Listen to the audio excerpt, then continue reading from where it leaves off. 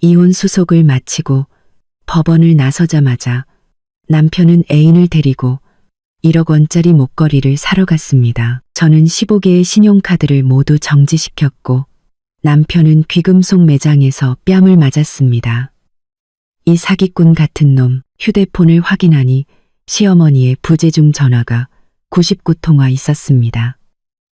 가정법원 복도를 스쳐가는 바람은 제가 손에 쥔 이혼 서류처럼 차갑기 그지없었습니다. 3년간의 결혼 생활, 3년간의 아내, 며느리, 그리고 무급 가사도우미로서의 삶. 이제 이 모든 것이 빨간 도장 하나와 이혼이라는 두 글자로 요약되었습니다. 전 남편 최민주는 옆에서 초조한 기색이 역력했습니다. 그는 제대로 된 옷조차 갈아입지 않았습니다. 구겨진 셔츠에 헝클어진 머리는 마치 즐거운 파티에서 막 뛰쳐나온 사람 같았습니다. 이제 끝났지? 서명했으니 이제 그만 끝내자. 그의 목소리에는 아무런 감정이 실려 있지 않았습니다. 마치 우리가 함께 손해본 사업 계약을 막 끝낸 동업자 같았습니다. 저는 손안의 서류를 꽉 쥐었고 손톱이 살을 파고들어 아팠습니다. 고개를 들어 그를 쳐다보았습니다. 한때 온 마음을 다해 사랑했던 남자, 제 잘나가던 커리어까지 포기하고 그의 성공을 위해 내조했던 사람이었습니다. 재산이랑 집은 법원에서 나눈 대로 하고 앞으로 내 새로운 인생에 끼어들어 귀찮게 하지 마. 새로운 인생? 저는 씁쓸하게 비웃었습니다. 바로 그때 길 건너편에서 익숙한 검은색 벤츠가 요란하게 경적을 울렸습니다. 내려간 차창 너머로 그의 애인 김아라가 미소 지으며 손을 흔드는 것이 보였습니다. 그녀의 새빨간 립스틱은 이 우울한 풍경 속에서 유독 눈에 띄었습니다. 최민주는 한마디 말도 없이 뒤돌아섰습니다. 저와 1초라도 더 같이 있는 것이 불편하다는 듯 걸음이 빨랐습니다. 그는 길을 건너 원래 제 자리였어야 할 운전석 문을 열고 차에 올라탔습니다. 고급 세단은 굉음을 내며 사라졌고 낯선 사람들 속에 저 홀로 남겨졌습니다. 제 3년의 청춘은 뿌연 배기가스와 함께 허공으로 흩어졌습니다. 눈물은 나오지 않았습니다. 이미 오래전에 다 말라버렸기 때문일 겁니다. 남편을 기다리며 밤을 새우던 수많은 밤, 그가 애인과 통화하는 것을 엿들었던 순간들, 시어머니가 아들의 유흥비 청구서를 제 얼굴에 던지며 갚으라고 윽박지르던 그날부터 저는 무너지고 서럽게 울 것이라 생각했습니다. 하지만 이상하게도 마음은 지독히도 평온했습니다. 차가운 평온함이었습니다. 잠 못 이루는 밤들로 야윈 제 손을 내려다보았습니다. 저의 인내, 저의 희생을 그들은 당연하게 여겼습니다. 저의 약점은 그들이 제 자존감을 짓밟는 무기가 되었습니다. 좋습니다. 그들이 끝을 원한다면 끝을 보여주겠습니다. 그들이 새로운 인생을 원한다면 제가 제대로 된 새로운 인생을 선물해 주겠습니다. 저는 천천히 가방에서 휴대폰을 꺼냈습니다. 화면이 켜지며 제 무표정한 얼굴이 비쳤습니다. 당신의 새로운 인생, 그래, 정말 새로울 거야. 당신이 상상도 못할 만큼. 바람이 머리카락을 스치며 해질녘의 서늘함을 가져왔습니다. 저는 여전히 그 자리에 오가는 사람들 사이에서 미동도 없이 서 있었습니다. 주변의 호기심 어린 시선은 아랑곳하지 않았습니다. 주변의 모든 세상이 멈춘 것 같았고 오직 저와 손에 든 휴대폰만 존재했습니다. 제 손가락이 화면을 부드럽게 스쳐 은행 앱을 열고 아들 우주의 생일로 설정된 비밀번호를 입력했습니다. 아마 최민주는 자신의 쾌락 속에서 아들의 존재조차 잊었을 겁니다. 저는 카드 관리 메뉴를 선택했습니다. 15개의 가족 신용카드 목록이 길게 나타났습니다. 모두 제 이름, 박서연으로 발급된 카드들이었습니다. 3년 전 최민준의 사업이 조금씩 잘 되기 시작했을 때 그가 저를 껴안으며 꿀처럼 달콤한 목소리로 속삭였던 날이 생생하게 기억납니다. 서연아, 당신은 은행 신용등급이 아주 좋잖아. 당신 이름으로 가족카드 몇 개만 만들어주면 안 될까? 그래야 파트너들이랑 거래하기 편하거든. 우리 가족의 사업을 돕는 셈치고. 우리 가족? 그 두 단어에 저는 눈이 멀어 그를 믿었습니다. 저는 망설임 없이 수많은 서류에 서명했고 그가 소위 사업이라는 것을 구축할 도구를 기쁘게 쥐어주었습니다. 하지만 그가 말한 사업이라는 것이 섹시한 애인을 먹여 살리고 끝없는 유흥을 즐기는 것일 줄은 꿈에도 몰랐습니다. 저는 깊게 숨을 들이마셨습니다. 주저하지 않았습니다. 첫 번째 카드, 영구 정지를 선택했습니다. 이 거래를 정말 실행하시겠습니까? 라는 알림이 떴습니다. 저는 확인을 눌렀습니다. 두 번째 카드, 영구 정지 선택, 확인. 세 번째 카드, 네 번째 카드. 저는 감정 없는 기계처럼 움직였습니다. 카드들이 하나씩 사용 가능한 목록에서 사라졌습니다. 15번의 확인 버튼이 단호하게 눌렸습니다. 1분도 채 되지 않아 최민준이 제 신용을 바탕으로 쌓아 올린 모든 금융길이 완전히 차단되었습니다. 더 이상 물러설 곳은 없었습니다. 마지막 15번째 카드가 성공적으로 정지되었습니다. 라고 표시되었을 때 저는 천천히 숨을 내쉬었습니다. 전에 없던 해방감이 온몸에 퍼졌습니다. 마치 지난 3년간 등에서 짊어지고 있던 무거운 짐을 내려놓은 것 같았습니다. 저는 더 이상 현금 인출기도 누군가를 위한 신용 방패도 아니었습니다. 이제부터 저는 저와 제 아들만을 위해 살 것입니다. 휴대폰을 가방에 넣고 고개를 들고 걷기 시작했습니다. 뒤돌아보지 않았습니다. 과거는 그 벤츠와 배신자, 남편과 함께 뒤에 남겨두었습니다. 바로 그때 가방 속 휴대폰이 격렬하게 울렸습니다. 제 절친 수진이었습니다. 전화를 받았습니다. 제가 뭐라고 말하기도 전에 수화기 저편에서 흥분으로 가득 찬 다급한 목소리가 들려왔습니다. 야, 너 내가 지금 신세계백화점에서 누굴 봤는지 알면 믿지 못할걸. 저는 미소를 지었습니다. 오늘 처음으로 짓는 진짜 미소였습니다. 진정해, 천천히 말해봐. 내 전 남편 놈, 그 자식이 애인이랑 에클라 주얼리 매장으로 들어가고 있어. 그 거만한 꼴을 보니 정말 열받아 죽겠어. 저는 소리내어 웃었습니다. 알아, 나도 지금 거기로 가는 길이야. 거길 간다고? 가서 뭐하게? 네가 얼마나 비참한지 보여주려고? 서연아, 돌아와. 그러지 마. 수화기 너머 수진의 목소리에는 걱정과 분노가 섞여 있었습니다. 그 애는 늘 그랬습니다. 누군가 저를 상처 입히면 마치 고슴도치처럼 가시를 세웠습니다. 저는 미소 지으며 버스 정류장을 향해 꾸준히 걸어갔습니다. 아니, 수진아, 이번엔 피해자로 가는 게 아니야. 관객으로 가는 거지. 관객? 무슨 관객? 아주 재미있는 연극의 관객. 내가 직접 연출한 연극인데 너도 같이 볼래? 수화기 저편은 몇 초간 침묵했습니다. 아마 제가 한 말을 소화하려 애쓰는 듯 했습니다. 그러더니 그녀가 웃음을 터뜨렸습니다. 상쾌한 웃음소리였습니다. 이야, 내 친구가 드디어 반격에 나서는구나. 좋아. 신세계 정문에서 기다려. 내가 바로 갈게. 오늘 그 불륜 커플에게 예의가 뭔지 제대로 보여줘야지. 저는 전화를 끊었습니다. 마침 버스가 도착했고 저는 차에 올라 창가 자리를 잡았습니다. 창밖으로 도시 풍경이 스쳐 지나갔지만 제 마음은 조금도 흔들리지 않았습니다. 저의 모든 관심은 곧 시작될 연극에 쏠려 있었습니다.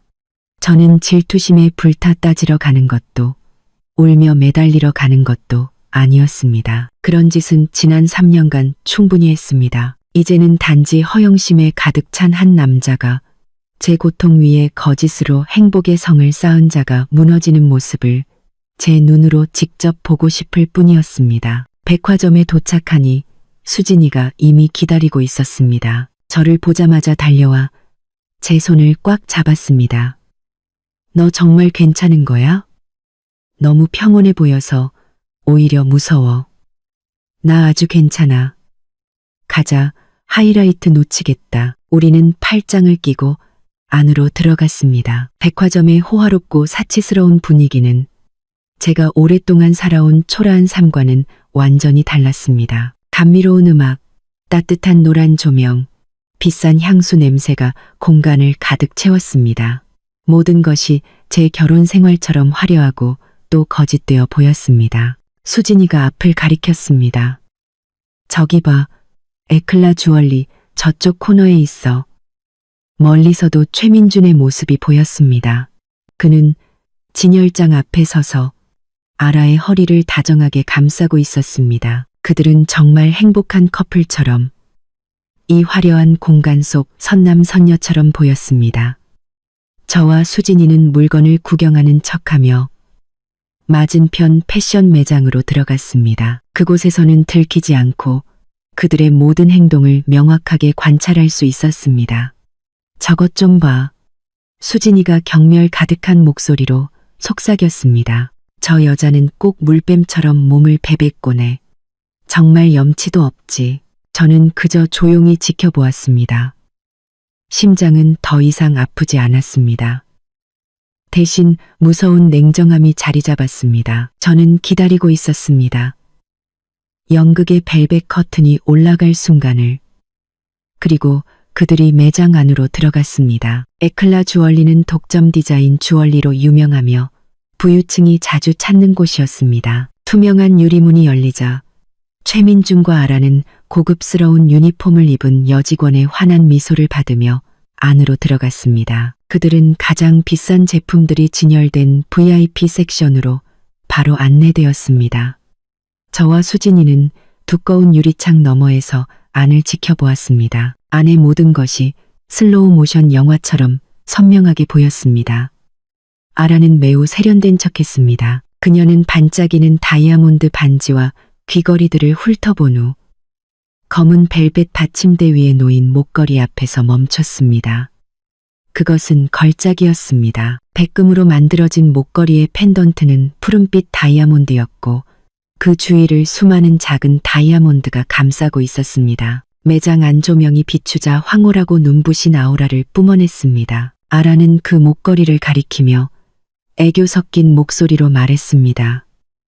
자기야, 나 이거 마음에 들어. 최민주는 그녀의 손끝을 따라보다가 매우 거만한 태도로 여직원에게 물었습니다.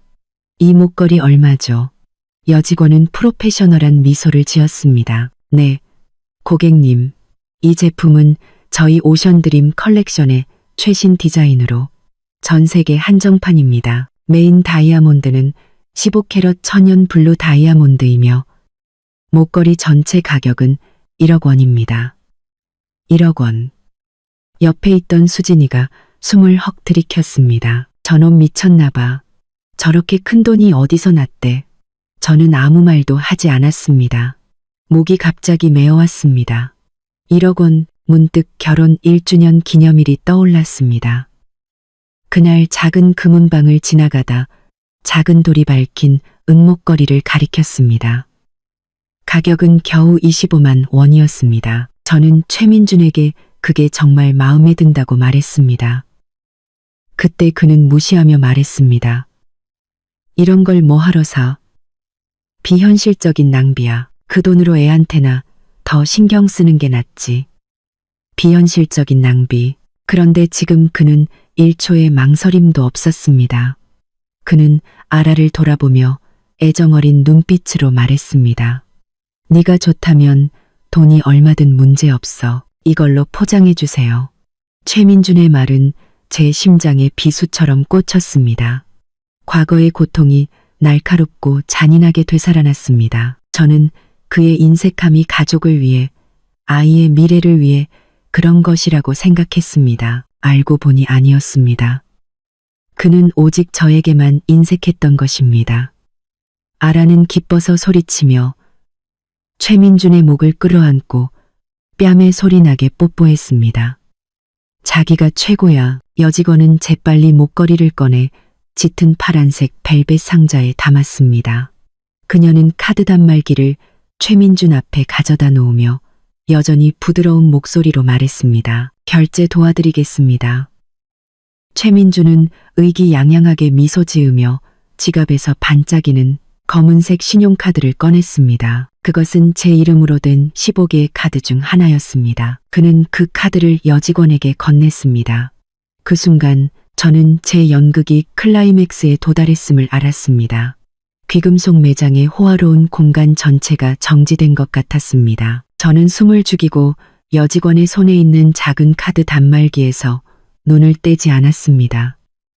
옆에 있던 수진이도 긴장했는지 두 손을 꽉 쥐었습니다. 여직원은 최민준에게서 카드를 받아 단호하게 긁었습니다. 삐. 단말기에서 긴 소리가 나더니 조용해졌습니다. 화면에는 최민준이 기대했던 영수증 대신 거래 거절이라는 붉은 글씨가 나타났습니다. 여직원은 통신 오류라고 생각했는지 미간을 살짝 찌푸리고 다시 한번 긁어보았지만 결과는 같았습니다. 고객님, 이 카드로는 거래가 되지 않습니다. 다른 카드로 시도해 보시겠어요? 최민준의 입가에 걸려있던 미소가 굳어졌습니다. 그는 약간 불쾌한 기색을 보였습니다. 단말기가 고장 났나 보네요. 제 카드는 플래티넘 등급인데 안 될 리가 없잖아요. 그러면서 그는 또 다른 검은색 카드를 꺼냈습니다. 역시 그의 사업도구 15개 중 하나였습니다. 이 카드로 해보세요. 여직원은 다시 시도했습니다. 이번에는 결과가 더 나빴습니다. 단말기는 짧은 삑 소리를 내더니 유효하지 않은 카드라는 문구를 띄웠습니다. 최민준의 얼굴색이 변하기 시작했습니다. 그는 더 이상 처음의 자신만만한 표정을 유지하지 못했습니다. 옆에 서 있던 아라도 웃음을 멈췄습니다. 그녀는 의심스러운 눈초리로 최민준을 쳐다보았습니다. 자기야, 카드에 정말 문제 없는 거 맞아? 괜찮아, 아라야. 최민준은 식은땀이 맺힌 이마를 애써 감추며 억지 미소를 지었습니다.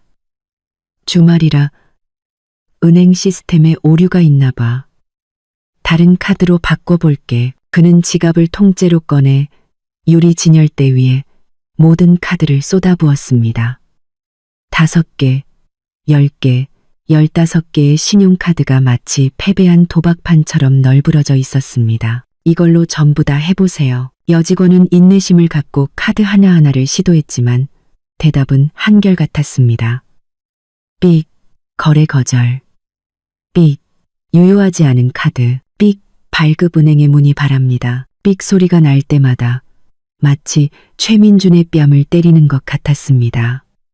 그의 얼굴은 창백해졌다가 수치심으로 붉게 달아올랐습니다. 매장 안의 다른 직원들과 몇몇 손님들도 주목하기 시작했습니다.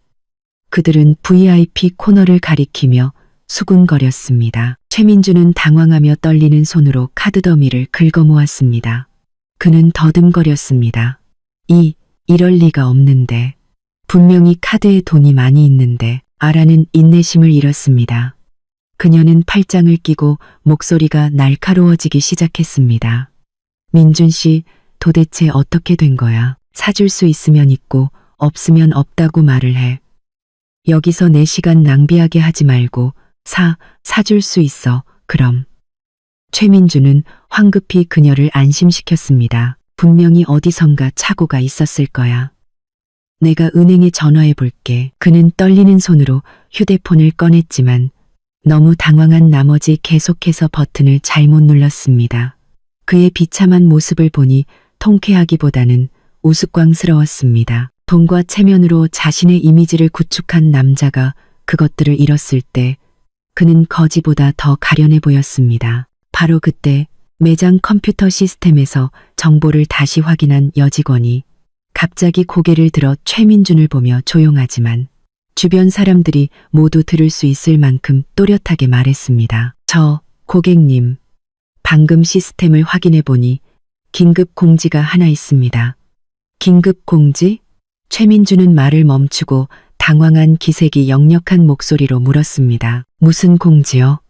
매장 안의 모든 시선이 여직원에게 쏠렸습니다.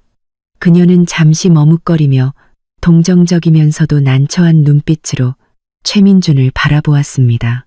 네, 고객님, 은행 시스템에 약 1시간 전에 업데이트된 공지인데요. 주카드 소유자인 박서연님, 명의의 가족카드 15개 모두가 주카드 소유자에 의해 영구 정지 처리되었다고 합니다. 여직원의 말은 고요한 공간에 터진 폭탄과 같았습니다. 주카드 소유자 박서연. 최민준은 그 자리에 얼어붙었습니다. 그의 얼굴은 종이처럼 하얗게 질렸고 두 눈은 믿을 수 없다는 듯 깜박이지도 않고 여직원을 쳐다보았습니다. 그는 입을 벌리고 무언가 말하려 했지만 아무 소리도 나오지 않았습니다. 시간이 멈춘 것 같았습니다. 그러다 갑자기 짝! 날카로운 소리가 건조하고 무자비하게 울려 퍼졌습니다. 아라가 손을 휘둘러 최민준의 뺨을 세게 내리쳤습니다. 그 힘에 그의 고개가 옆으로 돌아갔습니다. 창백한 피부 위로 선명한 5 손가락 자국이 붉게 떠올랐습니다. 모든 사람들이 경악했습니다. 최민준은 한쪽 뺨을 감싸쥐고 여전히 멍한 눈으로 아라를 마치 괴물을 보듯 쳐다보았습니다. 너 지금 뭐 하는 거야? 아라는 이제 더 이상 애교 많고 새침한 모습을 유지하지 않았습니다. 그녀의 아름다운 얼굴은 분노로 일그러졌습니다. 두 눈은 이글거리며 최민준의 얼굴을 똑바로 가리키고 소리쳤습니다. 이 사기꾼 같은 놈. 그녀의 외침은 귀금속 매장 전체에 날카롭고 분노에 차 울려 퍼졌습니다. 돈도 없으면서 무슨 체면을 차린다고 날 여기까지 끌고 와서 사람들 웃음거리로 만들어? 내가 누군 줄 알아? 네가 마음대로 갖고 놀 수 있는 바보인 줄 알아? 그러고는 그녀는 최민준을 더 이상 쳐다보지도 않았습니다. 명품 핸드백을 집어들고 획 돌아서서 분노에 찬 발걸음으로 매장을 나갔습니다. 굴욕의 한가운데 수십 쌍의 동정과 경멸의 눈초리 앞에서 최민준은 홀로 남겨졌습니다. 그는 마치 조각상처럼 미동도 없이 서 있었습니다. 한 손은 여전히 뺨을 감싸고 있었고 다른 한 손은 힘없이 늘어뜨려져 있었습니다. 유리 진열대 위에 흩어진 신용카드 더미는 그의 비참한 실패를 증명하는 듯했습니다. 수진이가 옆에서 제 팔을 툭 쳤습니다. 가자, 재미있는 연극은 끝났어. 저는 고개를 끄덕였습니다. 더 이상 머물고 싶지 않았습니다. 통쾌함은 사라지고 이상한 공허함만 남았습니다. 제가 이겼지만 미소 없는 승리였습니다. 저와 수진이는 조용히 돌아서서 백화점의 붐비는 인파 속으로 섞여 들어갔습니다. 귀금속 매장 앞을 지나갈 때 최민준은 여전히 그곳에 서 있었습니다. 고독하고 비참하게. 벨벳 커튼은 내려왔고 그의 역할은 끝났습니다. 이보다 더 나쁠 수 없는 결말이었습니다. 저와 수진이는 백화점의 시끄럽고 번잡한 분위기를 피해 작은 골목에 숨어있는 카페를 골랐습니다. 갓볶은 원두의 고소한 향기가 퍼지고 부드러운 재즈 음악이 제 마음을 조금씩 풀어주었습니다. 수진이는 주스를 시켰고 저는 따뜻한 생강차를 골랐습니다. 찻잔의 온기가 손바닥으로 퍼지며 법원에 있을 때부터 마음속에 있던 냉기를 녹여주었습니다. 오늘 정말 축하할 날이네. 수진이가 신나게 주스를 저으며 말했습니다. 그 자식 애인한테 버림받았을 때 얼굴 봤어? 시퍼렇게 질렸더라. 진짜 통쾌했어. 그녀는 최민준의 비참함, 아라의 따기, 그리고 군중의 수군거림에 대해 쉴 새 없이 이야기했습니다. 저는 그저 조용히 들으며 미소 지었습니다. 처음의 통쾌함은 지나갔습니다. 이제 제 마음에는 이상하리만치 평온함만 남았습니다. 모든 것이 정말로 끝났습니다. 그런데 말이야, 수진이가 갑자기 목소리를 낮추고 걱정스럽게 저를 쳐다보았습니다. 이제 어쩔 거야? 집에 혼자 가도 괜찮겠어? 괜찮아. 제가 대답했습니다. 그 집은 원래 내 돈으로 산 거나 마찬가지야. 이제 그 사람이 없으니 아마 더 조용할 거야. 우주는 내일 외가에 가서 데려올 거야. 이제부터 우리 둘이서 새로운 삶을 시작해야지. 그래, 그래야지. 수진이가 고개를 끄덕이며 동의했습니다. 넌 예쁘고 능력도 있으니 그 배신자 전 남편보다 훨씬 좋은 사람 만날 수 있을 거야. 아주 행복하게 살아서 그놈 속을 뒤집어 놔야 해. 우리는 한참 더 이야기를 나눴습니다. 인생의 가장 어두운 순간에 기댈 수 있는 친구가 있다는 것이 얼마나 다행인지 느꼈습니다. 거의 1시간이 지나서야 제 휴대폰이 생각났습니다. 백화점을 나온 이후로 전원을 꺼두었습니다. 온전히 저만의 고요한 시간을 갖고 싶었습니다. 이제 어머니께 안부 전화를 드릴 시간이었습니다. 전원 버튼을 길게 누르자 휴대폰 화면이 켜졌습니다. 그리고 저와 수진이는 모두 깜짝 놀랐습니다. 부팅이 끝나자마자 수많은 알림이 쉴 새 없이 쏟아져 나오며 테이블 위에서 휴대폰이 격렬하게 진동했습니다. 부재중 전화 알림, 메시지 알림, 모두 단 하나의 번호에서 온 것이었습니다. 제 연락처에 어머님이라는 정중하지만 거리감 있는 이름으로 저장된 번호였습니다. 그리고 그 옆에 표시된 숫자는 저를 얼어붙게 만들었습니다. 어머님, 부재중 전화 99통. 수진이는 입을 떡 벌리고 더듬거렸습니다. 세상에, 서연아, 내 전 시어머니잖아. 무슨 일인데 이렇게 미친 듯이 전화를 했대. 불길한 예감이 들었습니다. 귀금속 매장에서의 연극보다 훨씬 더 큰일이 터졌다는 직감이었습니다. 손이 약간 떨렸지만 메시지함을 눌렀습니다. 수십 개의 음성 메시지와 문자 메시지가 나타났습니다. 모두 공황 상태의 다급한 내용이었습니다. 서연아, 전화 좀 받아라. 왜 전화를 안 받는 거니? 우리 집안을 다 죽일 셈이야? 전화 받을 거야, 안 받을 거야. 도대체 무슨 일이 일어나고 있는 걸까요? 왜 그녀가 이토록 공황 상태에 빠진 걸까요? 제가 카드를 정지한 행동이 저조차 예상치 못한 결과를 초래한 걸까요? 너 다시 전화할 거야? 수진이가 불안한 목소리로 저를 쳐다보았습니다. 아니면 그냥 둬. 아마 자기 귀한 아들이 망신당해서 화가 나서 그러는 거겠지. 그냥 무시해. 저는 고개를 저었습니다. 시선은 여전히 휴대폰 화면에 고정되어 있었습니다. 아니야, 수진아. 난 시어머니 성격을 알아.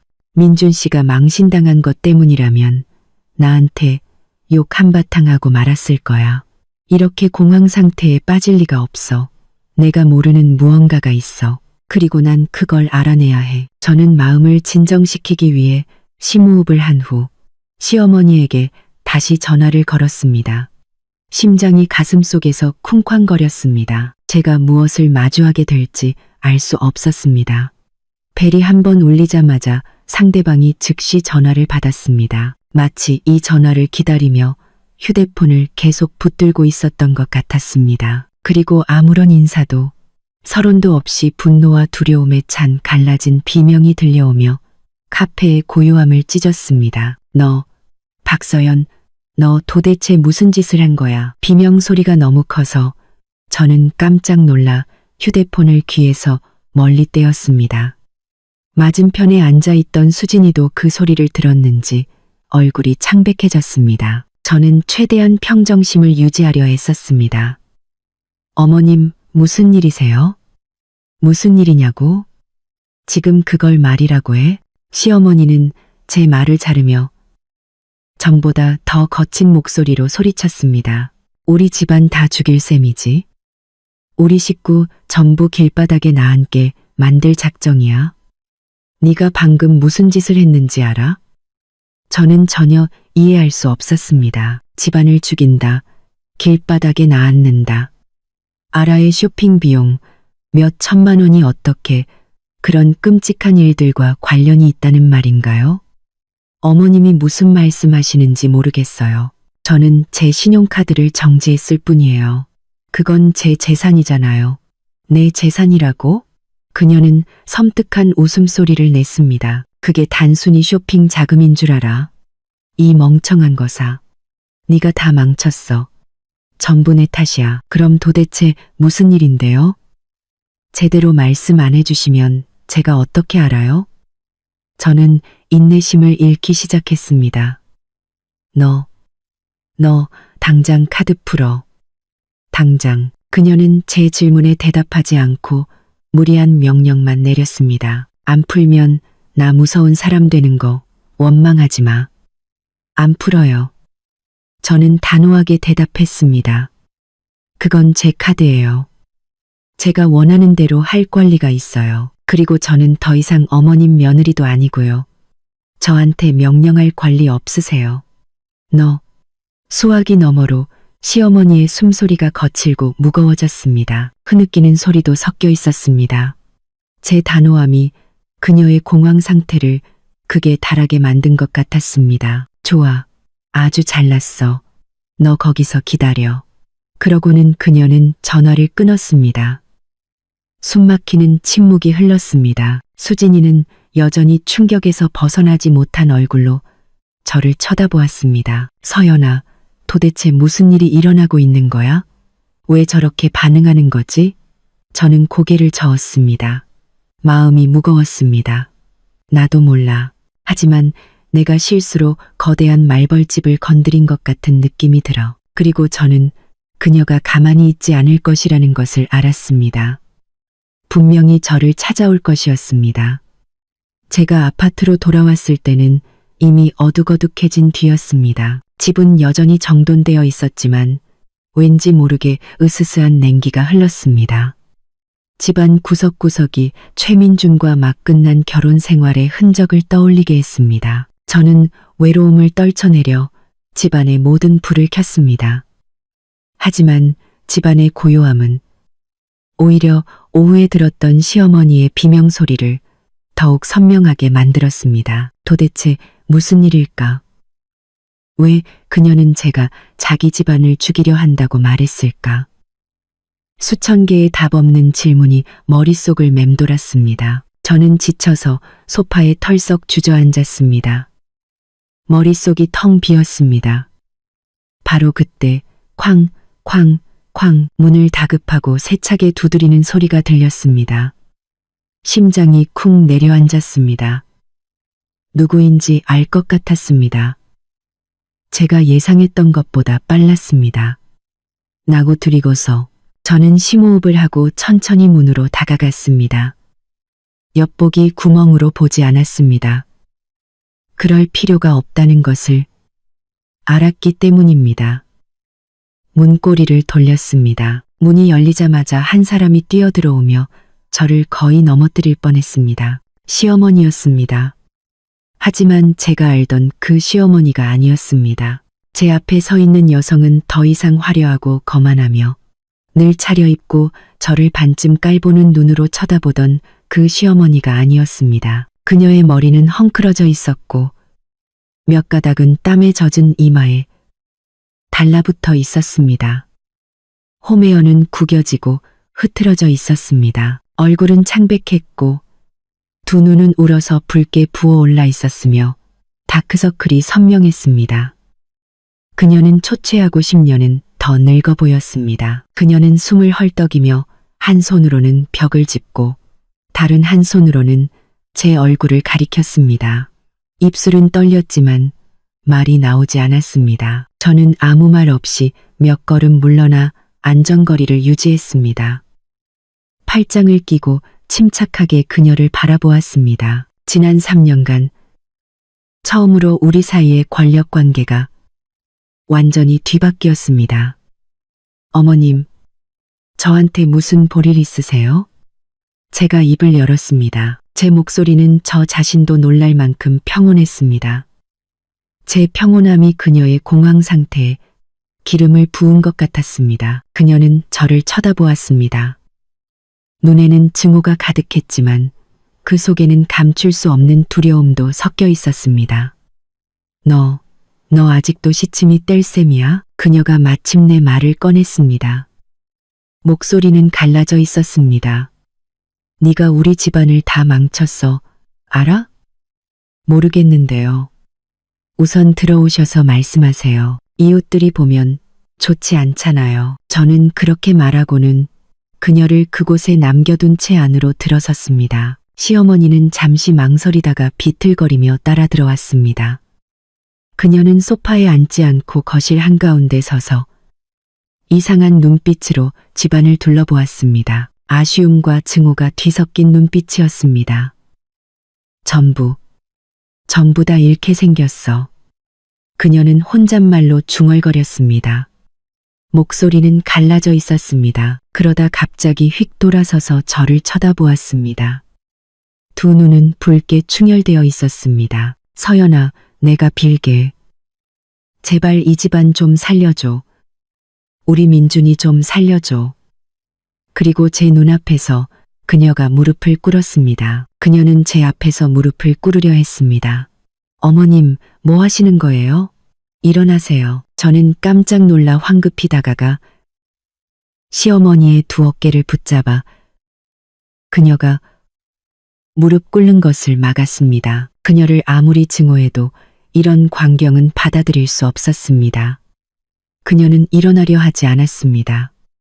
두 무릎은 차가운 바닥에 거의 닿아 있었습니다. 그녀는 제 손을 꽉 잡고 눈물을 흘리며 애원하는 목소리로 말했습니다. 서연아, 내가 빌게. 민준이 카드 다시 풀어줘. 너만이 걔랑 이 집안을 살릴 수 있어. 내가 빌게, 제발. 도대체 무슨 일인데요? 제대로 말씀해 주셔야 제가 알죠. 저는 거의 소리치듯 말하며 그녀를 일으키려 애썼습니다. 마침내 그녀는 제 손을 잡고 비틀거리며 일어섰지만 몸에 힘이 풀려 소파에 기대야만 겨우 서 있을 수 있었습니다. 그녀는 숨을 몰아쉬고 손으로 눈물을 닦아내며 이야기하기 시작했습니다. 그녀의 목소리는 끊기고 공황 상태였지만 한마디 한마디가 제 머리를 망치로 내리치는 것 같았습니다. 그 카드, 15개 카드 말이야. 그건 단순히 용돈이나 쇼핑 자금이 아니었어. 그녀가 흐느꼈습니다.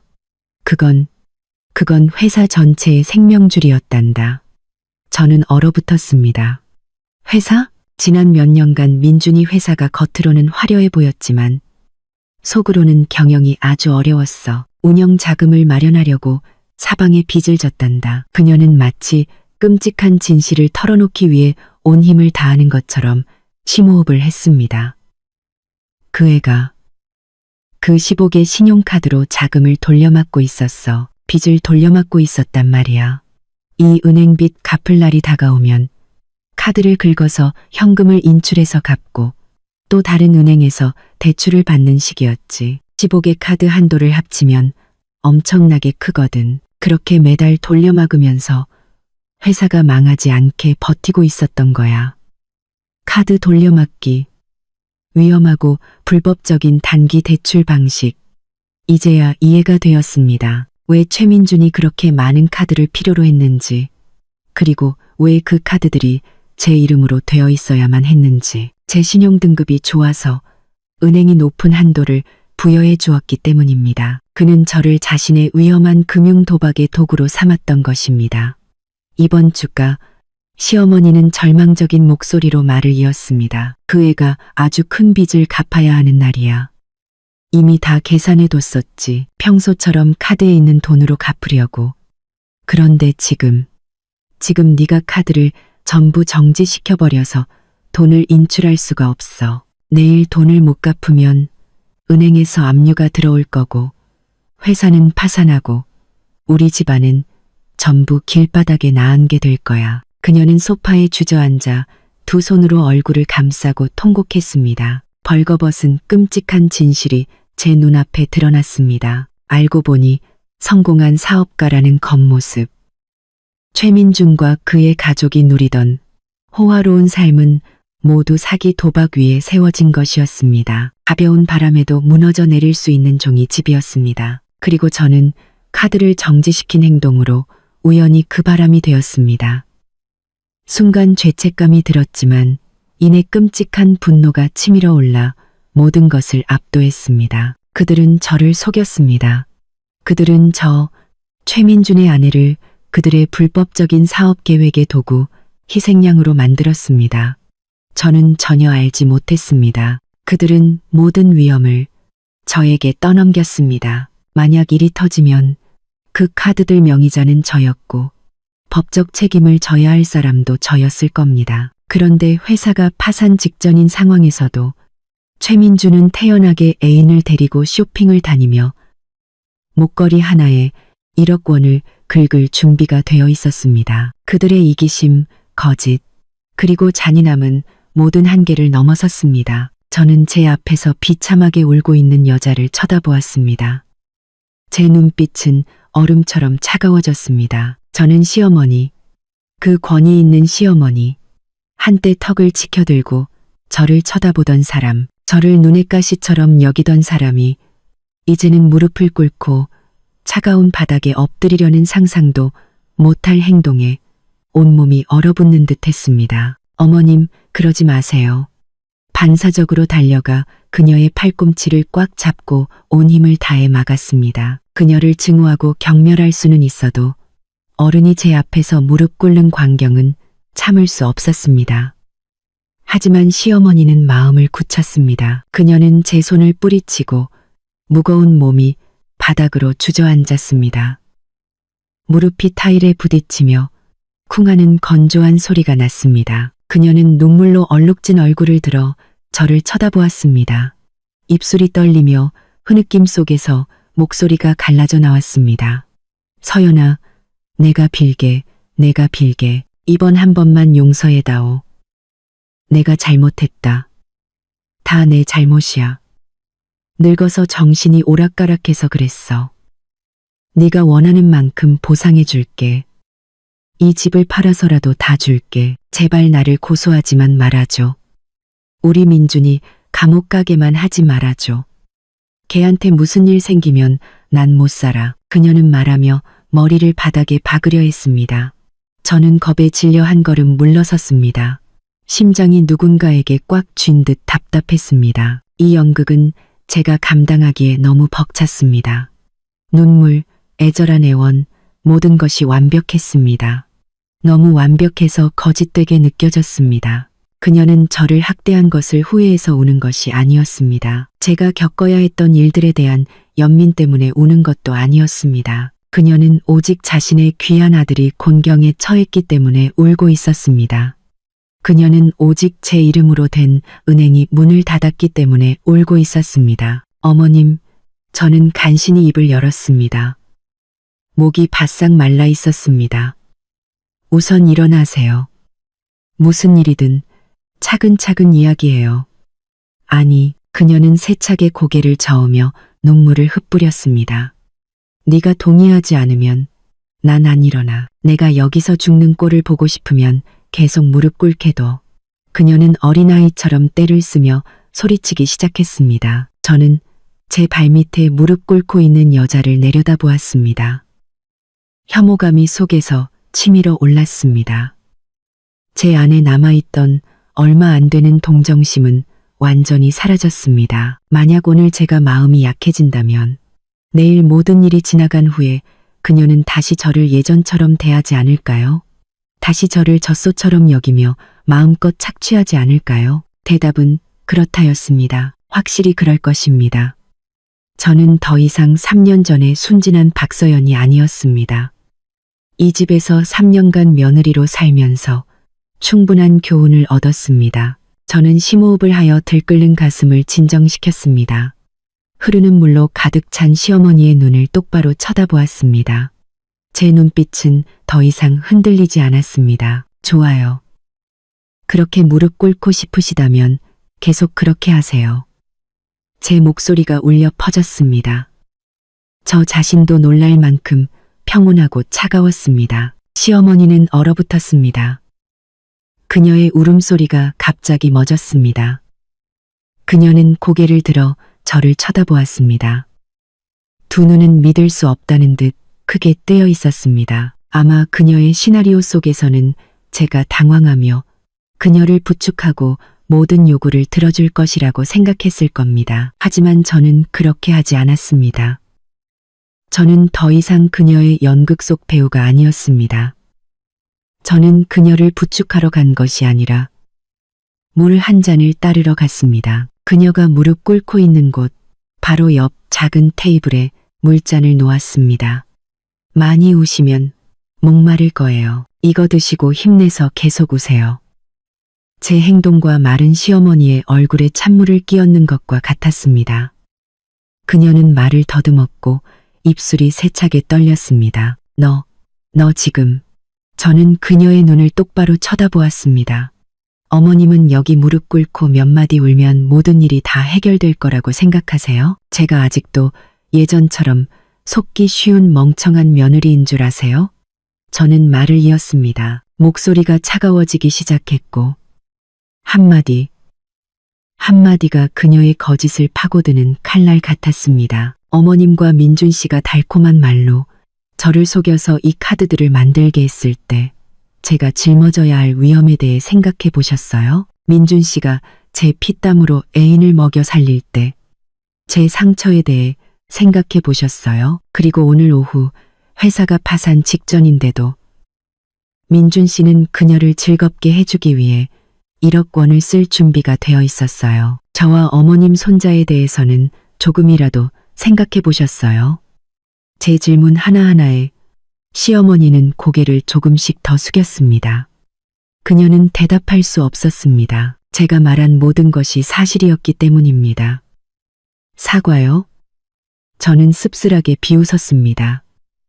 진심으로 뉘우쳐서가 아니라 두려워서 그런 거잖아요. 법이 두렵고 감옥이 두렵고 애써 쌓아 올린 부유한 척하는 껍데기를 잃을까봐 두려워서 저는 몸을 숙여 그녀의 귀에 대고 우리 둘만 들을 수 있도록 속삭였습니다.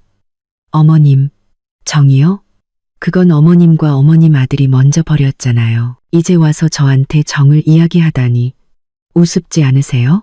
그러고 나서 저는 똑바로 섰습니다. 현관문으로 가서 문을 활짝 열었습니다. 저 피곤해요. 이제 그만 돌아가세요. 시어머니는 비틀거리며 일어섰습니다. 원해서가 아니라 자신의 연극이 완전히 실패했다는 것을 알았기 때문입니다. 그녀는 증오와 실망, 그리고 두려움이 뒤섞인 눈빛으로 저를 쳐다보았습니다. 그녀는 한마디도 더 하지 않고 비틀거리며 문 밖으로 나갔습니다. 저는 그녀의 휘청거리는 뒷모습이 엘리베이터 문 뒤로 사라질 때까지 지켜보았습니다. 저는 문을 쾅 닫고 문에 기댄 채 주저앉았습니다. 그제야 두 다리가 떨리기 시작했고 끝내 참지 못한 눈물이 흘러내렸습니다. 하지만 이것은 약함의 눈물이 아니었습니다. 해방의 눈물이었습니다. 시어머니가 실패하고 돌아간 후 다음으로 저를 찾아올 사람은 분명 최민준일 것이라고 생각했고 오래 기다릴 필요는 없었습니다. 약 30분 후 제 휴대폰이 울렸습니다. 그의 번호였습니다. 저는 심호흡을 하고 화면을 밀어 전화를 받았습니다. 여보세요. 박서연, 너 지금 무슨 장난하는 거야? 수화기 저편에서 분노에 찬 고함이 들려왔습니다. 귀가 아프고 위협적이었습니다. 그는 저를 더 이상 자기라고 부르지도 않았습니다. 저는 태연하게 휴대폰을 조금 멀리 떨어뜨렸습니다. 장난하는 거 아니에요. 그저 제 것을 되찾고 있을 뿐이에요. 내 것이라고? 그는 비웃었습니다. 미친 듯한 웃음소리였습니다. 너 때문에 내 회사가 망하게 생긴 거 알아? 너 때문에 우리 집안이 길바닥에 나앉게 생긴 거 알아? 너 너무 악독한 거 아니야? 그 터무니없는 비난을 들으니 그저 우스웠습니다. 그래요? 그럼 당신이 내 돈으로 애인 먹여 살릴 때 나에 대해 생각해 봤어요? 당신이 날 속이고 이용할 때 자신이 악독하다고 생각했어요? 아니죠. 언젠가는 드러날 일이었어요. 나한테 책임 돌리지 마세요. 오늘의 이 모든 일은 당신과 당신 가족이 자초한 거예요. 너 말 잘한다. 그는 제가 전곡을 찔렀는지 목소리가 더욱 통제불능이 되었습니다. 내가 말하는데 당장 카드 풀어. 안 그러면 나 원망하지 마. 원망하면 어쩔 건데요? 저는 도전적인 목소리로 되물었습니다. 나한테 뭐 할 건데요? 날 때릴 건가요? 아니면 당신 아들한테 무슨 짓이라도 할 건가요? 제 말은 그의 분노에 강한 일격을 가했습니다. 수화기 저편이 갑자기 조용해졌습니다. 저는 아들이 지금 그의 유일한 약점이라는 것을 알았습니다. 나쁜 남편, 무능한 아들이지만 그의 마음 깊은 곳에는 아마 약간의 부성에는 남아있을 것입니다. 민준 씨, 저는 목소리를 낮췄지만 그 속의 냉정함은 변하지 않았습니다. 기억해둬요. 당신은 내가 필요 없을지 몰라도 아들은 필요할 거예요. 우주는 내 아들이지만 당신 집안의 핏줄이기도 해요. 당신이 더 소란을 피울수록 그 카드들은 절대 풀릴 기회가 없을 거예요. 당신은 똑똑한 사람이니 뭘 해야 할지 알겠죠. 전화기 너머로 그의 이를 가는 소리가 들렸습니다. 그는 분노했지만 무력했습니다. 처음으로 제가 그와의 대화에서 주도권을 잡았습니다. 너 잘났어. 정말. 그는 이를 악물고 소리쳤습니다. 두고 봐. 그러고는 전화를 끊었습니다. 저는 어두워진 휴대폰 화면을 보며 긴 한숨을 내쉬었습니다. 이 싸움은 이제 막 시작되었을 뿐입니다. 그리고 그들이 쉽게 포기하지 않을 것이라는 것을 알았습니다. 저는 침실로 들어갔습니다. 그곳에는 활짝 웃고 있는 우주의 사진이 붙어 있었습니다. 저는 아들을 보며 마음속으로 다짐했습니다. 우주야, 미안해. 엄마는 아주 강해져야 해. 심지어 잔인해져야 할지도 몰라. 전부 너를 지키기 위해서, 너에게 더 나은 미래를 주기 위해서야. 그날 밤 저는 도저히 잠을 이룰 수 없었습니다. 한때 우리의 보금자리였던 넓은 침실은 이제 낯설고 춥게 느껴졌습니다. 저는 침대에 누워 천장을 멍하니 바라보았습니다. 최민준과 시어머니의 말이 머릿속에서 계속 맴돌았습니다. 그들은 저를 악독한 사람, 그들을 죽음으로 몰아넣으려는 사람이라고 불렀습니다. 내가 악독한가? 저는 스스로에게 물었습니다. 그러자 3년간의 굴욕적인 결혼 생활의 기억이 슬로우 모션 영화처럼 선명하게 떠올랐습니다. 친정어머니가 급하게 수술을 받으셔야 했던 날이 기억났습니다. 저는 최민준에게 전화에 떨리는 목소리로 250만 원을 빌려달라고 부탁했습니다. 그때 그는 전화기 너머로 미간을 찌푸리며 쏘아붙였습니다. 또 돈이야? 당신 집은 무슨 밑 빠진 독 같아. 나 돈 없어. 회사 사정이 아주 안 좋아. 저는 믿었습니다. 친구들과 친척들에게 사방으로 돈을 빌려 겨우 어머니 수술비를 마련했습니다. 하지만 이틀 후 수진이가 우연히 찍었다며 사진 한 장을 보내주었습니다. 사진 속 최민주는 활짝 웃으며 아라의 손목에 명품 시계를 채워주고 있었습니다. 제가 알기로 그 시계는 500만 원이 넘는 가격이었습니다. 아버지의 첫 제삿날이 기억났습니다. 온 가족이 고향에 모였지만 저만 가지 못했습니다. 시어머니 때문이었습니다. 이번 주 토요일에 민준이의 중요한 사업 파트너가 집에 오기로 했어. 네가 집에 남아서 제대로 된 한정식, 한상 차려놔.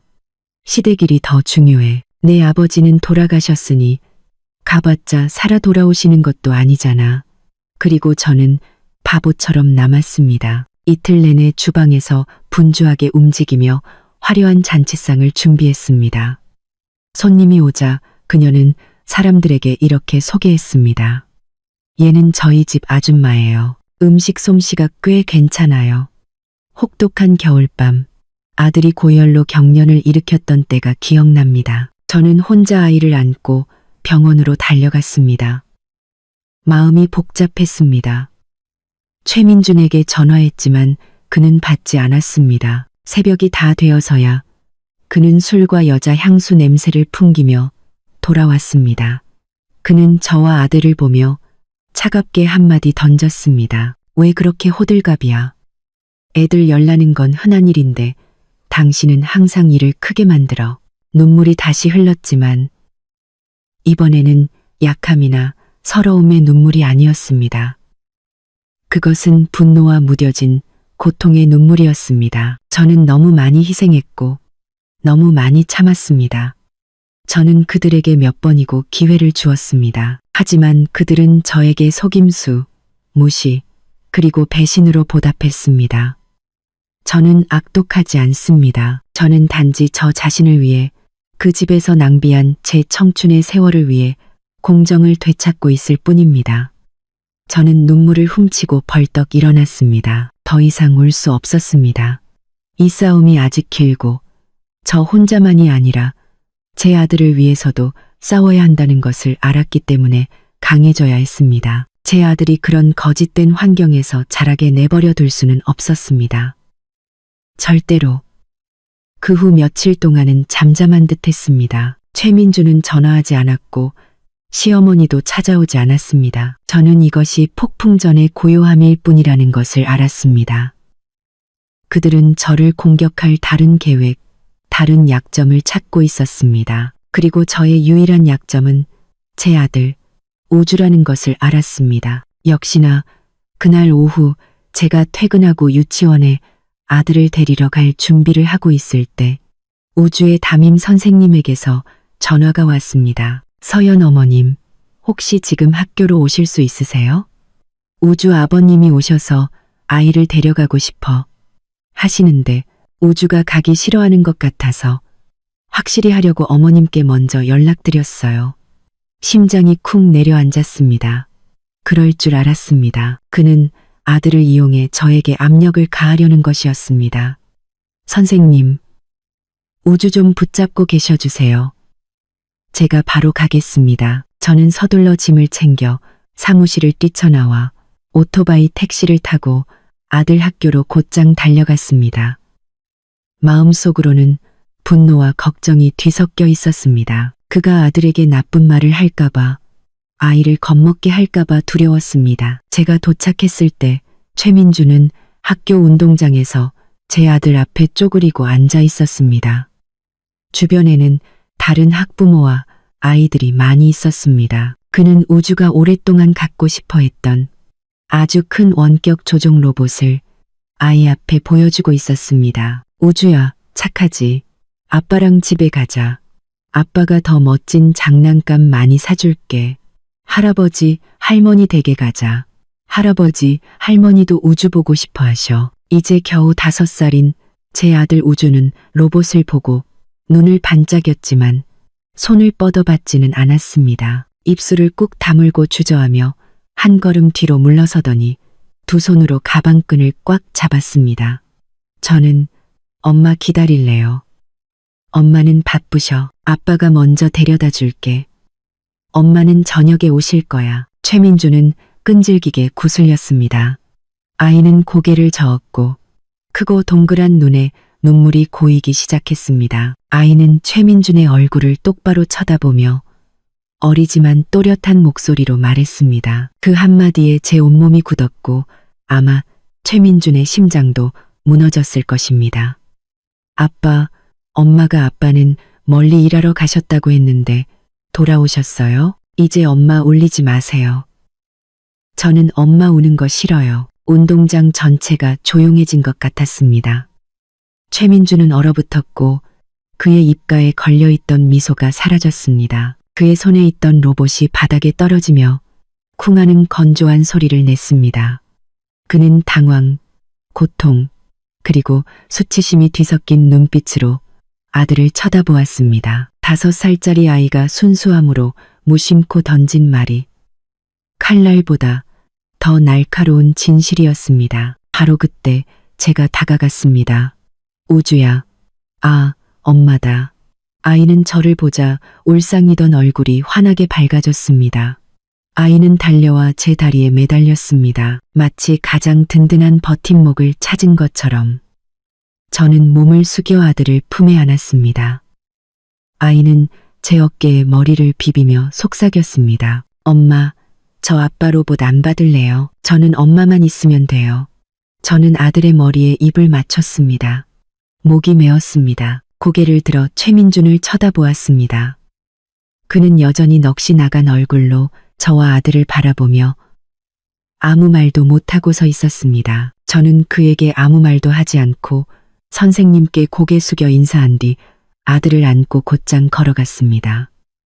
제 아들이 더 이상 어떤 연극도 목격하게 하고 싶지 않았습니다. 조금 걸어간 뒤 뒤를 돌아보았습니다. 최민주는 여전히 운동장 한가운데 홀로 서 있었습니다. 그의 뒷모습은 고독하고 비참해 보였습니다.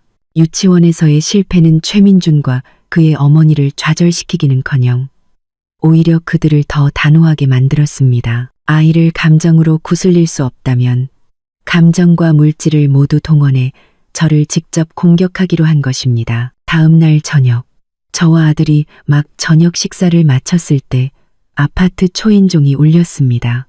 우주는 친구가 놀러 온 줄 알고 신나게 달려갔습니다. 누구세요? 저는 아들을 막아서고 문 앞에 카메라 화면을 보았습니다. 심장이 다시 쿵 내려앉았습니다. 최민중과 시어머니였습니다. 하지만 이번에는 빈손이 아니었습니다. 그들 옆에는 크고 작은 과일 바구니, 번쩍이는 새 자전거, 수입 분유 한 상자, 그리고 비싸 보이는 아동복 몇 벌이 놓여 있었습니다. 그들은 싸우러 온 것 같지 않고 정말로 손자를 보러 온 가족처럼 보였습니다. 저는 이것이 또 다른 연극이라는 것을 알았습니다. 문을 열지 않았습니다. 인터폰 수화기를 들고 차가운 목소리로 말했습니다. 두 분 여기 무슨 일이세요? 밖에 시어머니는 이미 마음의 준비를 한 듯 했습니다. 그녀는 더 이상 소리치지 않고 무서울 정도로 부드러운 목소리를 냈습니다. 서연아, 나다, 얘야. 나랑 애 아빠가 그냥 손주 보러 왔어. 우주가 자전거를 좋아한다고 들어서. 할아버지가 하나 사오셨다. 할아버지가 손주 얼굴 잠깐이라도 볼 수 있게 문 좀 열어주렴. 우주는 할머니 목소리를 듣고 자전거 이야기가 나오자 제 옷자락을 잡아당기며 눈을 반짝였습니다. 엄마, 할머니가 저한테 자전거 사주신 거예요? 저는 몸을 숙여 아들의 머리를 쓰다듬었습니다. 마음이 찢어질 듯 아팠습니다. 그들은 제 아이의 순수함을 무기로 저를 공격하고 있었습니다. 저는 심호흡을 하고 수화기에 입을 가까이 대고 단호하게 말했습니다. 관심 가져주셔서 감사하지만 제 아들은 부족한 것 없이 자라고 있어요. 자전거, 분유, 옷, 제가 다 사줄 수 있어요. 두 분 그만 돌아가세요. 제 아들이 방해받는 것을 원치 않아요. 서연아, 너무 심하게 굴지 마. 최민준의 목소리가 끼어들었습니다. 화가 난 듯 했습니다. 어쨌든 우린 할머니, 할아버지이고 이 아이의 아빠야. 당신이 우리가 아이를 만나는 걸 막을 권리는 없어. 권리요? 저는 비웃었습니다. 당신이 아들이 병원에서 고열로 시달릴 때, 애인이랑 놀러가서 내버려뒀을 때 아버지로서의 권리를 기억하긴 했나요? 어머님이 저를 하녀보다 못하게 대했을 때 할머니로서의 권리를 기억하셨어요? 두 분 저한테 권리 이야기하지 마세요. 저는 말을 이었습니다. 목소리가 또렷했습니다.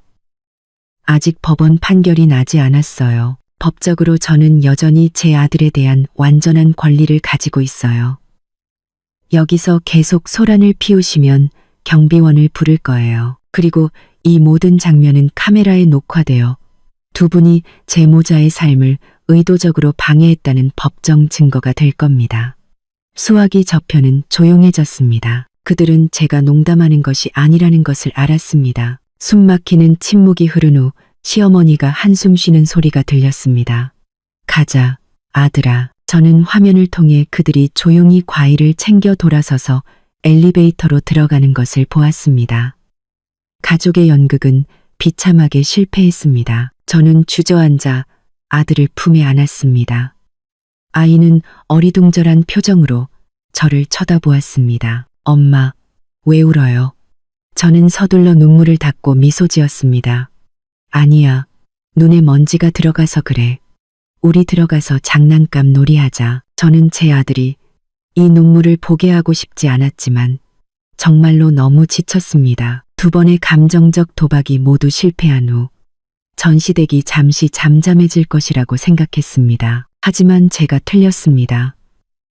그들에게는 아직 마지막 비장의 카드가 남아 있었습니다. 제가 전혀 예상하지 못했던 비장의 카드, 바로 아라였습니다. 다음 날 점심, 제가 사무실에서 밥을 먹고 있을 때 낯선 번호로 전화가 왔습니다. 원래 낯선 번호는 받지 않지만 왠지 모르게 전화를 받게 되었습니다. 여보세요. 박서연 씨 맞으시죠? 수화기 저편에서 익숙한 여성의 목소리가 들렸습니다. 아양 떠는 듯하지만 애써 부드럽고 가련한 척하는 목소리였습니다. 저는 바로 아라라는 것을 알아차렸습니다. 분노가 치밀어 올랐습니다. 나한테 무슨 볼일이죠? 제 목소리는 얼음장 같았습니다. 저기, 끊지 마세요. 그녀의 목소리는 당황한 듯했습니다. 저는 서연 씨를 도우려고 전화했어요. 나를 돕는다고요? 저는 비웃었습니다. 당신이 무슨 자격으로 나를 돕죠? 내 가정을 파괴한 제3자의 자격으로요? 아니에요, 언니. 아라는 울먹이는 목소리로 급히 해명했습니다. 저도 피해자일 뿐이에요. 저도 최민준 그놈한테 속았어요. 저한테는 언니랑 별거한 지 오래됐고 법원에 갈 날만 기다리고 있다고 했어요. 온갖 약속을 다 했는데 알고 보니 돈도 없으면서 허세만 부리는 사기꾼이었어요. 저도 너무 힘들어요, 언니. 저는 그녀가 연기하는 것을 조용히 들었습니다. 이 연극은 정말 완벽했습니다. 순진한 여자가 나쁜 남자에게 감정과 돈을 사기당한 이야기. 이제 그놈 돈 떨어지니까 저한테 와서 계속 괴롭혀요. 정말 미치겠어요. 우리 둘 다 여자고 둘 다 그놈한테 속았잖아요. 그러니까 우리 힘을 합치는 게 어때요? 언니? 힘을 합치자고요? 저는 미간을 찌푸렸습니다. 무슨 힘을? 그놈한테서 큰 위자료를 받아낼 방법을 찾아보는 거죠. 우리 두 사람의 청춘을 망친 대가로요. 제가 알기로 계시골에 할아버지가 물려주신 땅이 하나 있어요. 우리 둘이 힘을 합쳐서 그놈한테 땅 팔게 하고 반반 나누는 거 어때요? 언니, 이때 저는 더 이상 참을 수 없었습니다. 웃음이 터져 나왔습니다. 크고 상쾌하며 비꼬는 듯한 웃음소리였습니다. 수화기 저편의 아라는 어리둥절한 듯했습니다. 언니, 왜 웃으세요? 당신 때문에 웃지. 저는 웃음을 멈췄습니다. 목소리가 날카로워졌습니다. 내가 당신의 그 연극을 믿을 만큼 멍청하다고 생각해요? 당신은 최민준을 사랑한 게 아니야. 그의 돈을 사랑했을 뿐이지. 그가 돈이 있을 땐 찰싹 붙어 있더니 이제 파산하니까 남은 거라도 뜯어내려고 하는 거잖아. 당신은 정말 피 빨아먹는 거머리나 다름없어. 언니가. 그리고 내가 말하는데 저는 그녀의 말을 잘랐습니다. 나랑 당신은 절대 자매가 될 수 없어. 다시는 나한테 전화하지 마. 안 그러면 이 녹음 파일을 당신이 아는 모든 사람에게 보내서 당신의 진짜 얼굴을 보게 할 거야. 그러고 나서 저는 전화를 끊고 그녀의 번호를 차단했습니다. 저는 멍하니 앉아 있었습니다. 손에는 여전히 휴대폰이 들려 있었습니다. 정말로 믿을 수 없었습니다. 돈 때문에 사람이 이렇게 뻔뻔하고 염치 없어질 수 있다니. 그 가족, 시어머니부터 전 남편, 그리고 애인까지 모두가 저를 뜯어먹으려 하는 독수리 떼 같았습니다. 극심한 피로와 좌절감이 저를 덮쳤습니다. 저는 더 이상 싸우고 싶지 않았습니다. 그저 이 진흙탕에서 최대한 빨리 벗어나고 싶었습니다. 아라와의 통화 후 저는 절망의 바닥으로 떨어진 것 같았습니다. 주변의 모든 사람들이 저를 이용하고 조종하고 착취하려는 것만 같았습니다. 저는 외롭고 막막했습니다. 그날 밤 저는 수진이에게 전화해 지친 목소리로 말했습니다. 수진아, 나 너무 지쳤어. 더 이상 싸우고 싶지 않아. 그냥 다 포기할까봐. 이 집도 재산도 다 그들한테 줘버리고 싶어. 난 그냥 우리 아들 데리고 떠나고 싶어. 수화기 저편에서 수진이는 제가 하는 말을 조용히 다 듣고 나서 한숨을 쉬었습니다. 서연아, 네가 얼마나 지쳤는지 이해해. 하지만 우주는 생각해봤어? 네가 포기한다는 건 네가 패배자라고 인정하는 거야. 그들에게 모든 걸 다 주고 나면 너희 모자는 어디서 살 건데? 뭘 해서 먹고 살 건데? 내 아들이 나중에 고생하는 걸 보고 싶어. 수진이의 말은 제 얼굴에 찬물을 끼얹는 것 같았고 정신이 번쩍 들었습니다. 맞습니다. 저는 무너질 수 있지만 제 아들은 그럴 수 없습니다. 저의 약함 때문에 제 아들이 불이익을 당하게 할 수는 없습니다. 강해져야 해. 수진이가 단호한 목소리로 말을 이었습니다. 법적으로 싸워야 할 뿐만 아니라 네 자신의 삶을 다시 세워야 해. 그들이 없어도 네가 100배, 1000배는 더 잘 산다는 걸 보여줘야 해. 그게 가장 달콤한 복수야. 수진이와의 대화는 제 안의 불꽃을 다시 지폈습니다. 그녀의 말이 맞았습니다. 여기서 앉아서 그들의 계략에 반응하는 대신 제 자신의 미래를 주도적으로 만들어가야 했습니다. 다음 날 아침, 제가 가장 먼저 한 일은 변호사에게 전화하는 것이 아니라 컴퓨터를 켜고 오랫동안 잊고 지냈던 것을 찾는 것이었습니다. 제 이력서였습니다. 거의 6년 동안 하드드라이브에서 잠자고 있었습니다. 최민중과 결혼하기 위해 퇴사를 결심한 날부터 저는 이력서 파일을 열었습니다. 모든 것이 그대로였습니다. 박서연, 25세, 마케팅 전공 우수 졸업, 대형 미디어 그룹에서 3년 근무 경력, 이게 국어 능통. 그 글자들을 보니 문득 눈가가 시큰해졌습니다. 저는 한때 그렇게 포부 넘치고 자신감 있는 여자였습니다. 하지만 3년의 결혼 생활이 모든 것을 마모시켜 저를 주방과 기저귀만 아는 여자로 만들어버렸습니다. 저는 심호흡을 했습니다. 이제 제 자신을 되찾을 시간이었습니다. 저는 저녁 내내 이력서를 업데이트했습니다. 집에 있는 동안 배운 새로운 기술들을 추가했습니다. 잊어버렸던 전공 지식을 다시 읽었습니다. 익숙한 느낌, 오랫동안 묻혀있던 열정이 강하게 되살아났습니다. 다음 날 아침, 저는 옷장에 고이 넣어두었던 정장을 입었습니다. 가볍게 화장을 하고 거울 속의 저를 보았습니다. 거울 속의 여성은 더 이상 지치고 초췌한 모습이 아니었습니다. 대신 단호하고 생기 넘치는 눈빛을 하고 있었습니다. 저는 채용 사이트에 들어가 이력서를 보내기 시작했습니다. 1개, 2개, 10개의 이력서. 큰 기대는 하지 않았습니다. 요즘 취업 시장은 경쟁이 매우 치열하고 저는 일을 너무 오래 쉬었습니다. 그런데 놀라운 일이 일어났습니다. 이틀 후 전화 한 통을 받았습니다. 여보세요. 박서연 씨 맞으신가요? A 광고회사 인사팀에서 연락드렸습니다. 저희가 서연 씨의 이력서를 받았는데 매우 인상적이었습니다.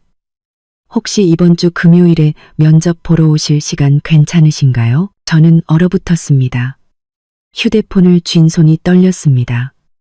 저에게 면접을 보러 오라고 했습니다. 새로운 기회, 새로운 시작이 제 눈앞에 정말로 펼쳐지고 있었습니다. 면접 제안 전화는 새로운 활력소 같았고 덕분에 잠시 골치 아픈 일들을 잊을 수 있었습니다. 저는 며칠 동안 자료를 다시 읽고 시장에 대한 지식을 업데이트하고 가장 까다로운 질문에 대비하며 철저히 준비했습니다. 열정으로 가득 찼던 젊은 시절에 제 자신으로 돌아간 듯한 기분이었습니다. 하지만 가만히 있으려는 나무를 바람이 내버려 두지 않았습니다. 면접 바로 전날, 제가 최대한 마음을 편안하게 유지하려 애쓰던 때 수진이가 네 전남편 놈이 또 미친 짓을 했어라는 메시지와 함께 스크린샷 한 장을 보내왔습니다. 사진을 열어보았습니다. 그것은 수십만 명의 회원을 보유한 페이스북의 대형 리뷰 커뮤니티에 올라온 게시물이었습니다. 그리고 글쓴이는 다름 아닌 최민준이었습니다.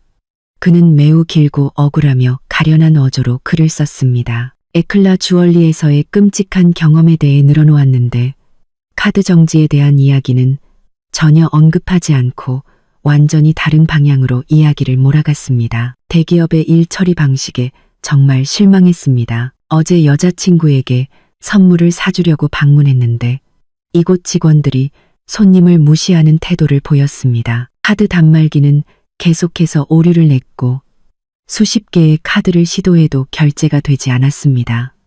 매니저를 만나게 해달라고 요구하자 그들은 회피했습니다. 저는 매장이 현금 결제를 유도하기 위해 의도적으로 기술적 오류를 만든 것이 아닌가 의심됩니다. 분명히 무언가 수상한 점이 있습니다.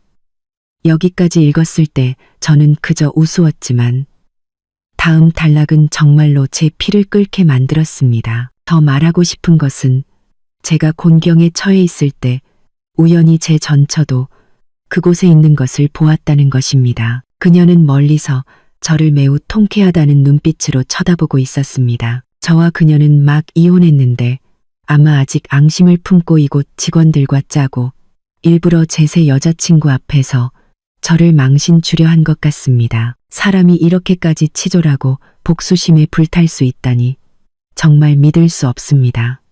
저는 이 글을 써서 여러분께 경고합니다. 이 주소에서 쇼핑할 때 조심하세요. 악의적으로 세부사항을 덧붙인 그의 게시물은 빠르게 네티즌들의 주목을 받았습니다. 아래에는 수백 개의 댓글이 달리기 시작했습니다. 그의 이야기를 믿은 일부 사람들은 귀금속 매장과 저를 비난하기 시작했습니다. 이혼을 깔끔하게 못했나? 왜 이렇게 유치한 방법으로 전 남편한테 복수해요? 에클라 주얼리 같은 큰 곳이 이렇게 비전문적으로 일한다고? 불매운동 해야겠네. 하지만 더 현명한 사람들은 의문을 제기했습니다. 뭔가 조작된 냄새가 나는데? 전처가 공모했다는 증거도 없이 어떻게 알지? 저는 게시물을 보며 분노로 손이 떨렸습니다. 그는 저를 비방했을 뿐만 아니라 관련 없는 사람들까지 끌어들여 다른 사람의 사업에까지 영향을 미쳤습니다. 그의 비열함은 이제 한계가 없었습니다. 수진이가 걱정스러운 목소리로 전화했습니다. 너 어떡할 거야? 내가 댓글로 사실을 다 밝힐까? 아니, 괜찮아. 저는 대답했습니다. 목소리는 이미 평정을 되찾았습니다. 네가 맞서 싸울수록 그는 목적을 달성하게 될 거야. 그냥 그가 연기하게도 거짓말 하나를 덮으려면 수천 개의 다른 거짓말이 필요한 법이니까 그는 스스로 무덤을 파게 될 거야. 저는 이 미디어 폭풍이 이제 막 시작되었을 뿐이라는 것을 알았지만 정의는 거짓말쟁이의 편에 서지 않을 것이라고 믿었습니다. 저는 소셜미디어의 힘을 과소평가했고 또한 정직하게 사업하는 사람들의 자존심도 과소평가했습니다. 최민준의 게시물은 가짜 계정들의 도움과 여론 조작으로 빠르게 커뮤니티의 뜨거운 주제가 되었습니다. 에클라 주얼리의 신뢰도는 심각하게 훼손되었습니다. 많은 잠재 고객들이 혼란스러워하기 시작했습니다. 저는 이 사태가 진정되려면 며칠, 심지어 몇 주가 걸릴 것이라고 생각했습니다. 하지만 제가 틀렸습니다. 정의는 때때로 기다릴 필요가 없었습니다. 그것은 제가 생각했던 것보다 더 예상치 못하고 강력하게 찾아왔습니다. 그날 밤 최민준의 게시물. 바로 아래에 장문의 댓글이 하나 올라왔습니다. 댓글 작성자의 이름은 김유미였고 프로필 사진은 매우 밝게 웃는 여성의 사진이었습니다. 저는 바로 알아차렸습니다. 그날 귀금속 매장에서 최민준과 아라를 응대했던 바로 그 여직원이었습니다. 그녀의 댓글은 매우 정중하고 전문적인 어조로 작성되었지만 내용은 단호하고 반박할 수 없었습니다.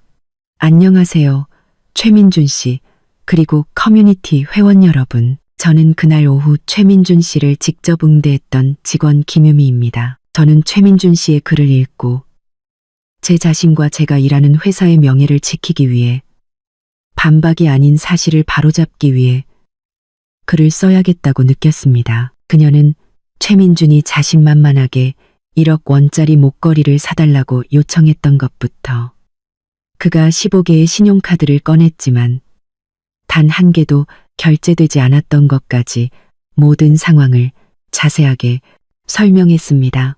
카드 단말기 오류에 대해서는 전혀 없었다고 단언할 수 있습니다. 최민준 씨가 떠난 직후 저희는 다른 고객을 응대했고 그분은 카드로 정상적으로 결제하셨습니다.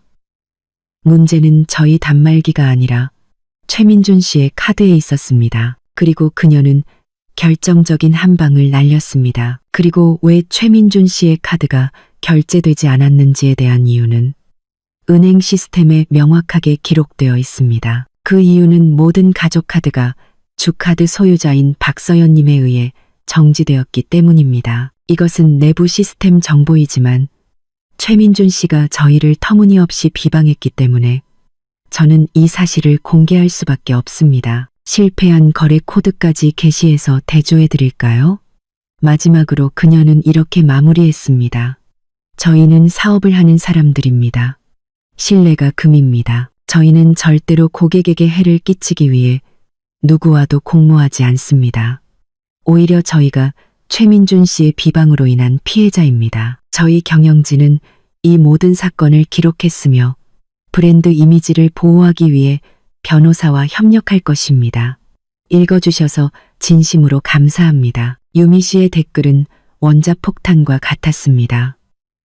커뮤니티의 모든 여론은 즉시 180도 바뀌었습니다. 이전까지 저와 귀금속 매장을 비난하던 사람들은 이제 침묵했고 대신 수천 개의 분노에 찬 댓글이 최민준을 향했습니다. 그녀의 댓글은 커뮤니티 내에서뿐만 아니라 다른 소셜 미디어 플랫폼으로도 삽시간에 퍼져나갔습니다. 가짜 재벌, 전처에게 카드 정지당하다. 이야기는 순식간에 미디어 폭풍이 되었습니다. 저는 댓글들을 읽으며 마음속으로 깊은 감사를 느꼈습니다. 저는 유미 씨를 전혀 모르지만 그녀는 자신을 보호하기 위해서만이 아니라 간접적으로 저의 억울함도 풀어주기 위해 용감하게 나서서 진실을 말해주었습니다. 한번 일어난 미디어 폭풍은 그 무엇도 막을 수 없었습니다. 최민준의 게시물은 저를 깎아내리기 위한 도구가 되기는커녕 이제 사회 전체가 그에게 돌을 던지는 표적이 되었습니다. 자업자득의 효과는 강력하고 잔인하게 나타났습니다. 진실을 알게 된 네티즌들은 최민준을 가만두지 않았습니다. 그의 개인 SNS에 몰려가 수천 개의 비난과 조롱의 댓글을 남겼습니다. 성공한 사업가라면서 전처 카드를 쓴다고요? 너무 창피하네요. 아저씨, 현장에서 애인한테 차여서 화풀이 하려고 여기 와서 아무나 물어뜯는 거 맞죠? 남자라는 사람이 비겁하고 치졸하기 짝이 없네. 바람 피우고 전처한테 빌부터 살다가 이제는 비방까지 하다니 정말 할 말이 없네요. 거기서 그치지 않고 네티즌 수사대는 최민준의 과거를 더 깊이 파헤쳤습니다. 그의 다른 추문들이 줄줄이 드러나기 시작했습니다. 자신을 전 파트너라고 밝힌 한 사람은 최민준이 사업에서 사기를 치고 돈을 갚지 않았다고 폭로했습니다. 그의 회사에서 일했던 몇몇 전 직원들도 월급 체납과 부당한 대우에 대해 이야기했습니다. 최민준이 오랫동안 공들여 쌓아온 젊은 성공한 사업가라는 이미지는 하룻밤 사이에 산산조각 났습니다. 그는 사기꾼, 허풍쟁이, 무책임한 인간의 본 모습을 드러냈습니다. 엄청난 압박에 최민준은 서둘러 게시물을 삭제하고 개인 SNS를 비공개로 전환했습니다. 하지만 너무 늦었습니다. 모든 것이 캡처되어 사방에 퍼졌습니다. 에클라 주얼리 측은 매우 전문적으로 대응했습니다. 다음 날 아침 그들의 공식 팬페이지에 공식 성명을 발표했습니다. 그들은 회사의 신뢰를 용감하게 지켜준 직원 김유미 씨에게 감사를 표하는 동시에 브랜드 이미지에 심각한 손해를 끼친 명예훼손 혐의로 최민준 씨를 고소할 것이라고 선언했습니다. 저는 집에서 조용히 모든 상황을 지켜보았습니다. 제가 아무것도 할 필요가 없었습니다. 최민준의 어리석은 행동이 스스로를 막다른 길로 몰아넣었습니다. 그는 여론을 이용해 저를 공격하려 했지만 결국 그 여론에 의해 침몰했습니다. 정말 하늘의 그물은 넓고 엉성해 보이지만 빠져나가기 어려운 법입니다. 저는 컴퓨터를 끄고 안도감을 느꼈습니다. 마침내 진실이 밝혀졌습니다. 대중의 정의일지라도 마침내 목소리를 냈습니다. 저는 창밖을 내다보았습니다. 비 온 뒤의 하늘이 더 맑아 보였습니다. 이제부터 제 삶에는 맑은 날만 있을 것이라는 것을 알았습니다. 배가 가라앉기 시작하면 쥐들이 가장 먼저 도망갈 길을 찾습니다. 그리고 이 이야기에서 아라는 가장 영리한 쥐였습니다. 미디어 폭풍이 최민준을 덮친 후 그녀는 완전히 사라졌습니다. SNS는 비공개로 전환되었고 전화도 연결되지 않았습니다. 그녀는 폭풍이 지나가기를 조용히 기다렸고 또한 최민준이라는 침몰하는 배와의 모든 연결을 끊기 위해서였습니다. 저는 그녀의 목소리를 다시는 듣지 않아도 될 것이라고 생각했지만 또다시 틀렸습니다. 사건이 터진 지 일주일 후 최민준이라는 이름이 여전히 온라인 커뮤니티에서 뜨거울 때 아라가 저에게 다시 전화를 걸어왔습니다. 여전히 다른 낯선 번호로 이번에 그녀의 목소리는 더 이상 가련한 척하지 않았습니다. 대신 뻔뻔하고 적대적이었습니다. 이제 만족하세요? 언니가 그 사람을 망쳤어요. 이제 그는 아무것도 남지 않았어요. 기분 좋으시겠네요? 저는 대답하지 않고 조용히 들었습니다. 그녀가 또 어떤 연극을 할 수 있을지 보고 싶었습니다. 내가 말하는데 그녀는 씁쓸한 목소리로 말을 이었습니다. 나도 이 일의 피해자예요. 사기꾼 놈한테 내 청춘 몇 달을 낭비했다고요. 당신은 그의 전처니까 책임져야 해요. 책임? 저는 마침내 입을 열었습니다. 비꼬는 듯한 목소리였습니다. 내가 당신한테 무슨 책임이 있는데요? 그 사람이 내게서 가져간 것들을 돌려주라고 말해야죠. 그 돌을 돌려주라고 말해야죠. 아라가 소리쳤습니다. 에르메스 가방, 지미추 구두, 그리고 현금까지. 그는 선물이라고 했지만 이제 그는 사기꾼이잖아요. 그 선물들은 더 이상 가치가 없어요. 그 사람한테 돌려주라고 말해야죠. 이때 저는 이 여자에게 정말 할 말이 없었습니다. 그녀의 뻔뻔함은 제 상상의 모든 한계를 넘어섰습니다. 아라 씨, 저는 이상할 정도로 평온한 목소리를 냈습니다. 당신이 지금 뭐처럼 보이는지 알아요? 마치 뭐처럼요? 마치 국어라는 거짓처럼요. 하지만 잘못된 사람한테 국어라고 있네요. 당신에게 그 물건들을 준 건 제가 아니니까요.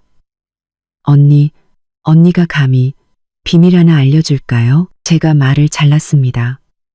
최민준이 당신에게 준 모든 사치품들은 사실 제 돈으로 산 거예요. 제 이름으로 된 신용카드에서 나온 돈으로요. 정확히 말하면 당신은 제 물건을 쓰고 제 돈을 쓴 거예요. 그럼 당신 생각엔 누가 누구에게 물건을 돌려줘야 할까요? 수화기 저편은 완전히 조용해졌습니다.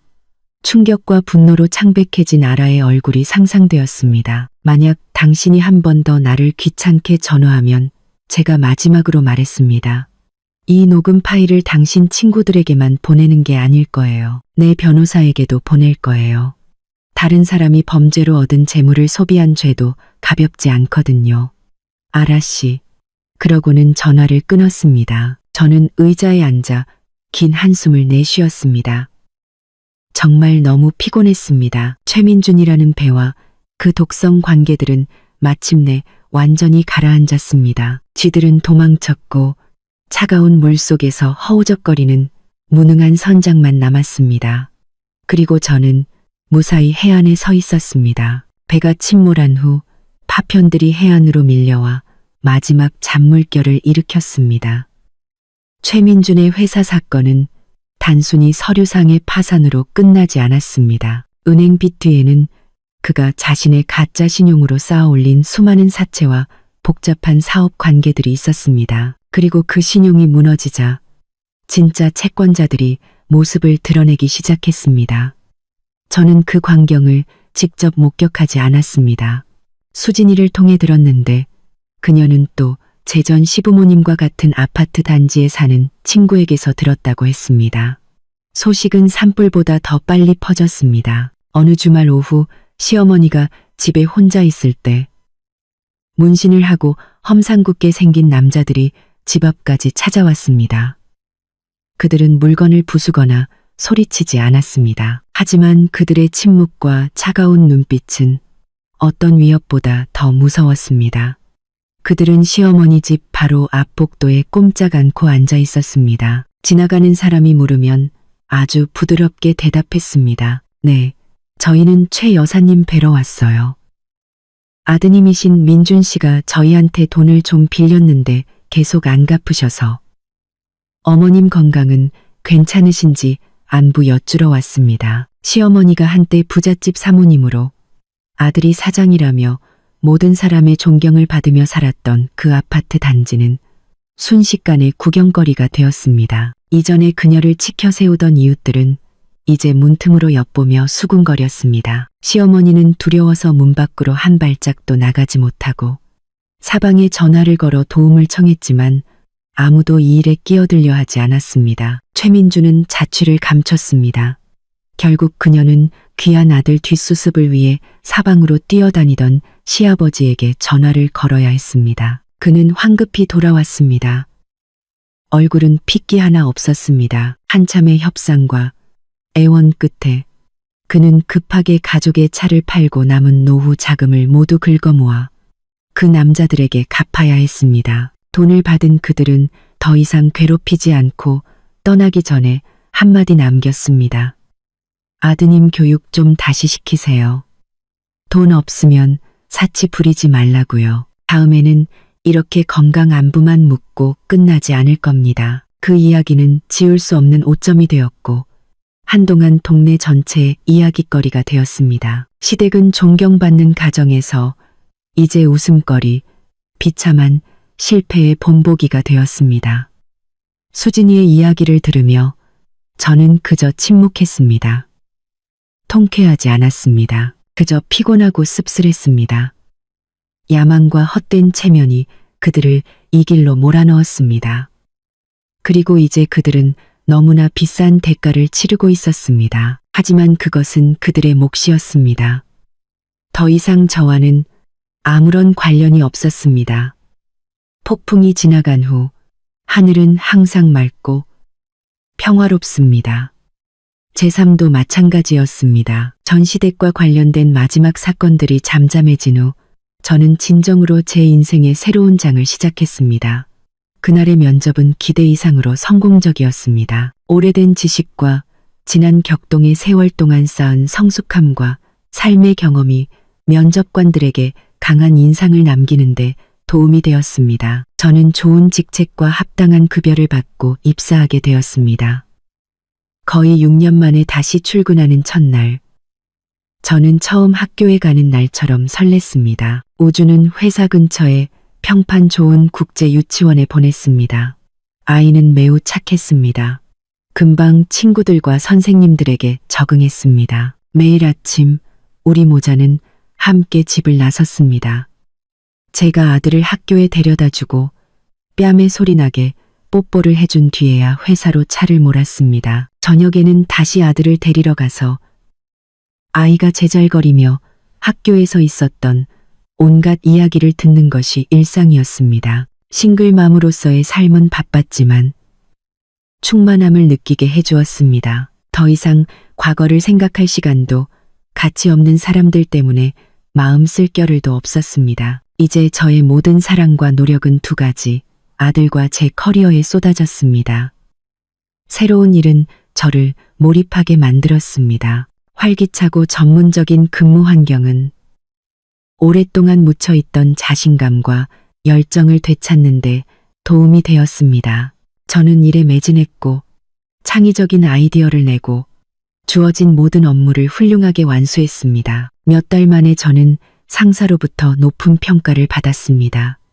주말에는 온전히 아들에게 시간을 할애했습니다. 우리 모자는 함께 공원에 가고 서점에 가고 마트에 갔습니다. 저는 직접 아들에게 맛있는 음식을 만들어주고 동화책을 읽어주었습니다. 아들이 매일 건강하고 똑똑하고 즐겁게 자라는 것을 보는 것이 제 가장 큰 행복이었습니다. 가끔 수진이가 저에게 물었습니다. 외롭지 않아? 저는 미소 지으며 고개를 저었습니다. 전혀. 내 삶이 이렇게 충만하고 의미 있었던 적이 없는 것 같아. 저는 여성의 행복이 반드시 한 남성에게 의존하는 것이 아니라는 것을 배웠습니다. 진정한 행복은 자유, 자립, 그리고 마음의 평화에서 오는 것입니다. 저는 잿더미 위에서 제 인생을 스스로 다시 세웠고 그것이 자랑스러웠습니다. 우리 모자가 사는 아파트는 크지 않지만 항상 웃음소리로 가득 찼습니다. 그것이야말로 진정한 보금자리, 돌아올 평화로운 곳이었습니다. 시간은 그렇게 흘러갔습니다. 제 삶은 완전히 안정되었습니다. 저는 마케팅 팀장으로 승진했습니다. 일은 순조로웠고 수입도 좋았습니다. 우주는 점점 더 커가며 사랑스러워졌습니다. 저는 최민중과 그의 가족의 존재를 거의 잊고 지냈습니다. 그러던 어느 날 저녁, 잠자리에 들 준비를 하고 있을 때 휴대폰에서 띵하는 소리가 났습니다. 낯선 번호로부터 온 메시지였습니다. 원래는 지우려고 했지만 어떤 예감이 저를 열어보게 만들었습니다. 그리고 저는 얼어붙었습니다. 최민준에게서 온 메시지였습니다. 더 이상 위협적인 말도 분노나 거만함도 없었습니다. 대신 피곤하고 지치고 자신감 없는 어조였습니다. 서연아, 나 민준이야. 내가 얼마나 잘못했는지 알아. 미안해. 근데 나 이제 아무것도 없어. 회사도 파산하고 친구들도 다 떠났어. 부모님도 내 얼굴 안 보려고 해. 지금 공사장에서 막노동하는데 하루 두 끼 먹기도 힘들어. 혹시 돈 조금만 빌려줄 수 있을까? 50만 원만이라도. 며칠만 버티게. 나중에 꼭 갚을게. 제발 부탁이야. 저는 띄어쓰기도 제대로 되지 않은 그 메시지를 몇 번이고 다시 읽었습니다. 마음에는 아무런 파문도 잃지 않았습니다. 분노도, 통쾌함도, 심지어 동정심도 없었습니다. 그저 낯선 느낌뿐이었습니다. 저에게 생활비 50만 원을 애원하는 이 남자가 한때 거만하게 애인을 즐겁게 해주기 위해 1억 원을 쓰려던 그 남편이 정말 맞을까? 사람은 참 이상합니다. 영광의 정점에 있을 때는 모든 것을 잊을 수 있지만 깊은 나락으로 떨어졌을 때는 가장 심하게 대했던 사람들을 기억해냅니다. 아마 최민준의 눈에는 제가 여전히 마음 약하고 속기 쉬운 예전의 박서연으로 보였을 겁니다. 그가 조금만 불쌍한 척하면 제가 다시 기꺼이 도와줄 것이라고 생각했을 겁니다. 하지만 그는 틀렸습니다. 저는 메시지에 답장하지 않았고 번호를 차단하지도 않았습니다. 그저 그 메시지를 마치 존재하지 않았던 것처럼 조용히 삭제했습니다. 그것은 잔인함이 아니라 단호함이었습니다. 저와 그 사람 사이의 모든 은원은 끝났습니다. 저는 그에게 빚진 것이 없고 그 또한 저에게 어떤 것도 요구할 권리가 없었습니다. 각자 자신의 삶에 책임을 져야 합니다. 그는 그의 삶이 있고 저는 제 행복이 있습니다. 두 평행선은 다시는 교차하지 않을 것입니다. 어느 토요일 오후 저는 우주를 데리고 서점에 갔습니다. 아들에게 만화책 몇 권을 사주고 집으로 돌아가려는데 갑자기 비가 쏟아졌습니다. 여름 소나기는 예고 없이 세차게 내렸고 거리의 사람들은 서둘러 피할 곳을 찾았습니다. 저와 아들도 근처 버스 정류장 처마 밑으로 급히 뛰어들어갔습니다. 비를 피하며 기다리는 동안 우주가 갑자기 기다리는 의자에 앉아있는 한 할머니를 가리키며 맑은 목소리로 말했습니다.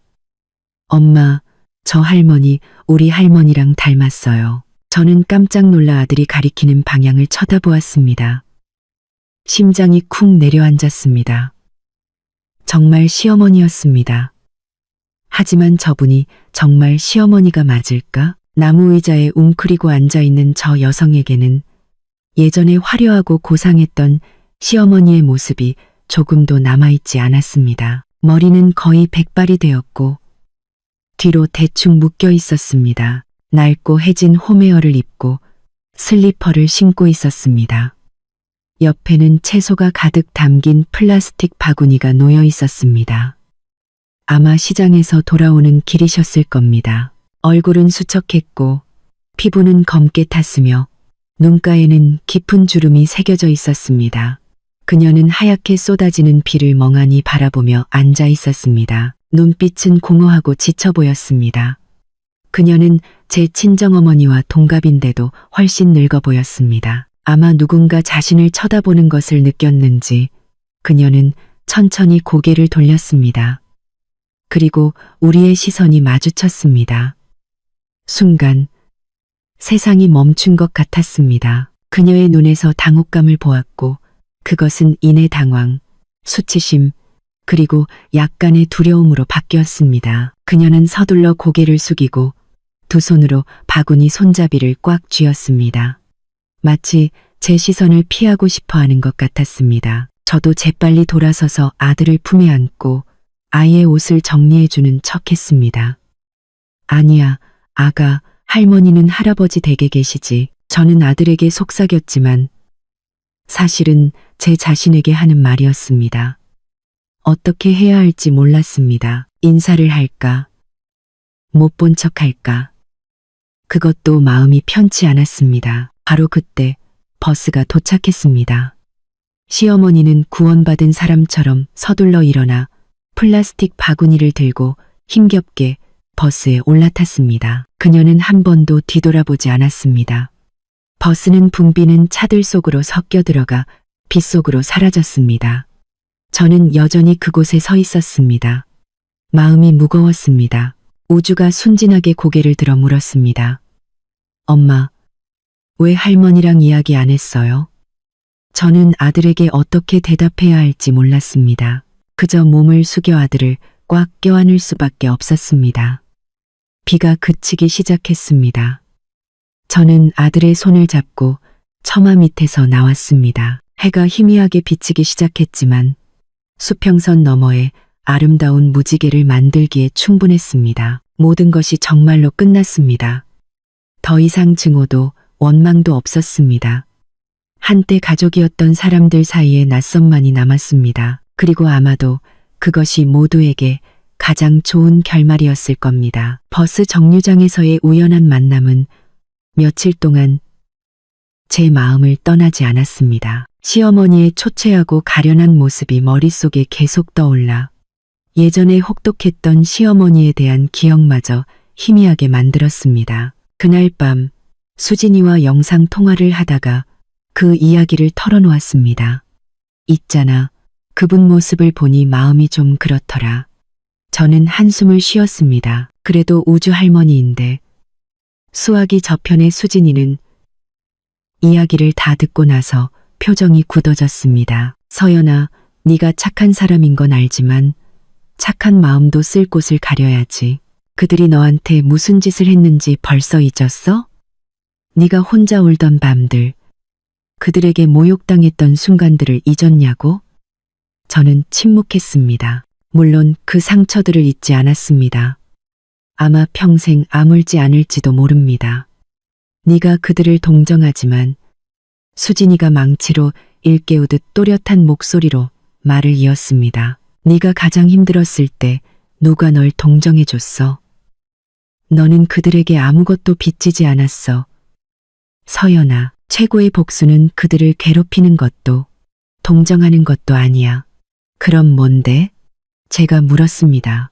잊어버리는 거야. 수진이는 화면 너머로 제 눈을 똑바로 쳐다보았습니다. 네가 너무나 행복하고 눈부신 삶을 살아서 그들의 존재에 신경 쓸 시간조차 없을 때, 그들의 기쁨이나 슬픔이 더 이상 내 감정에 영향을 미치지 않을 때, 그때가 바로 네가 진정으로 승리하는 순간이야. 알겠어?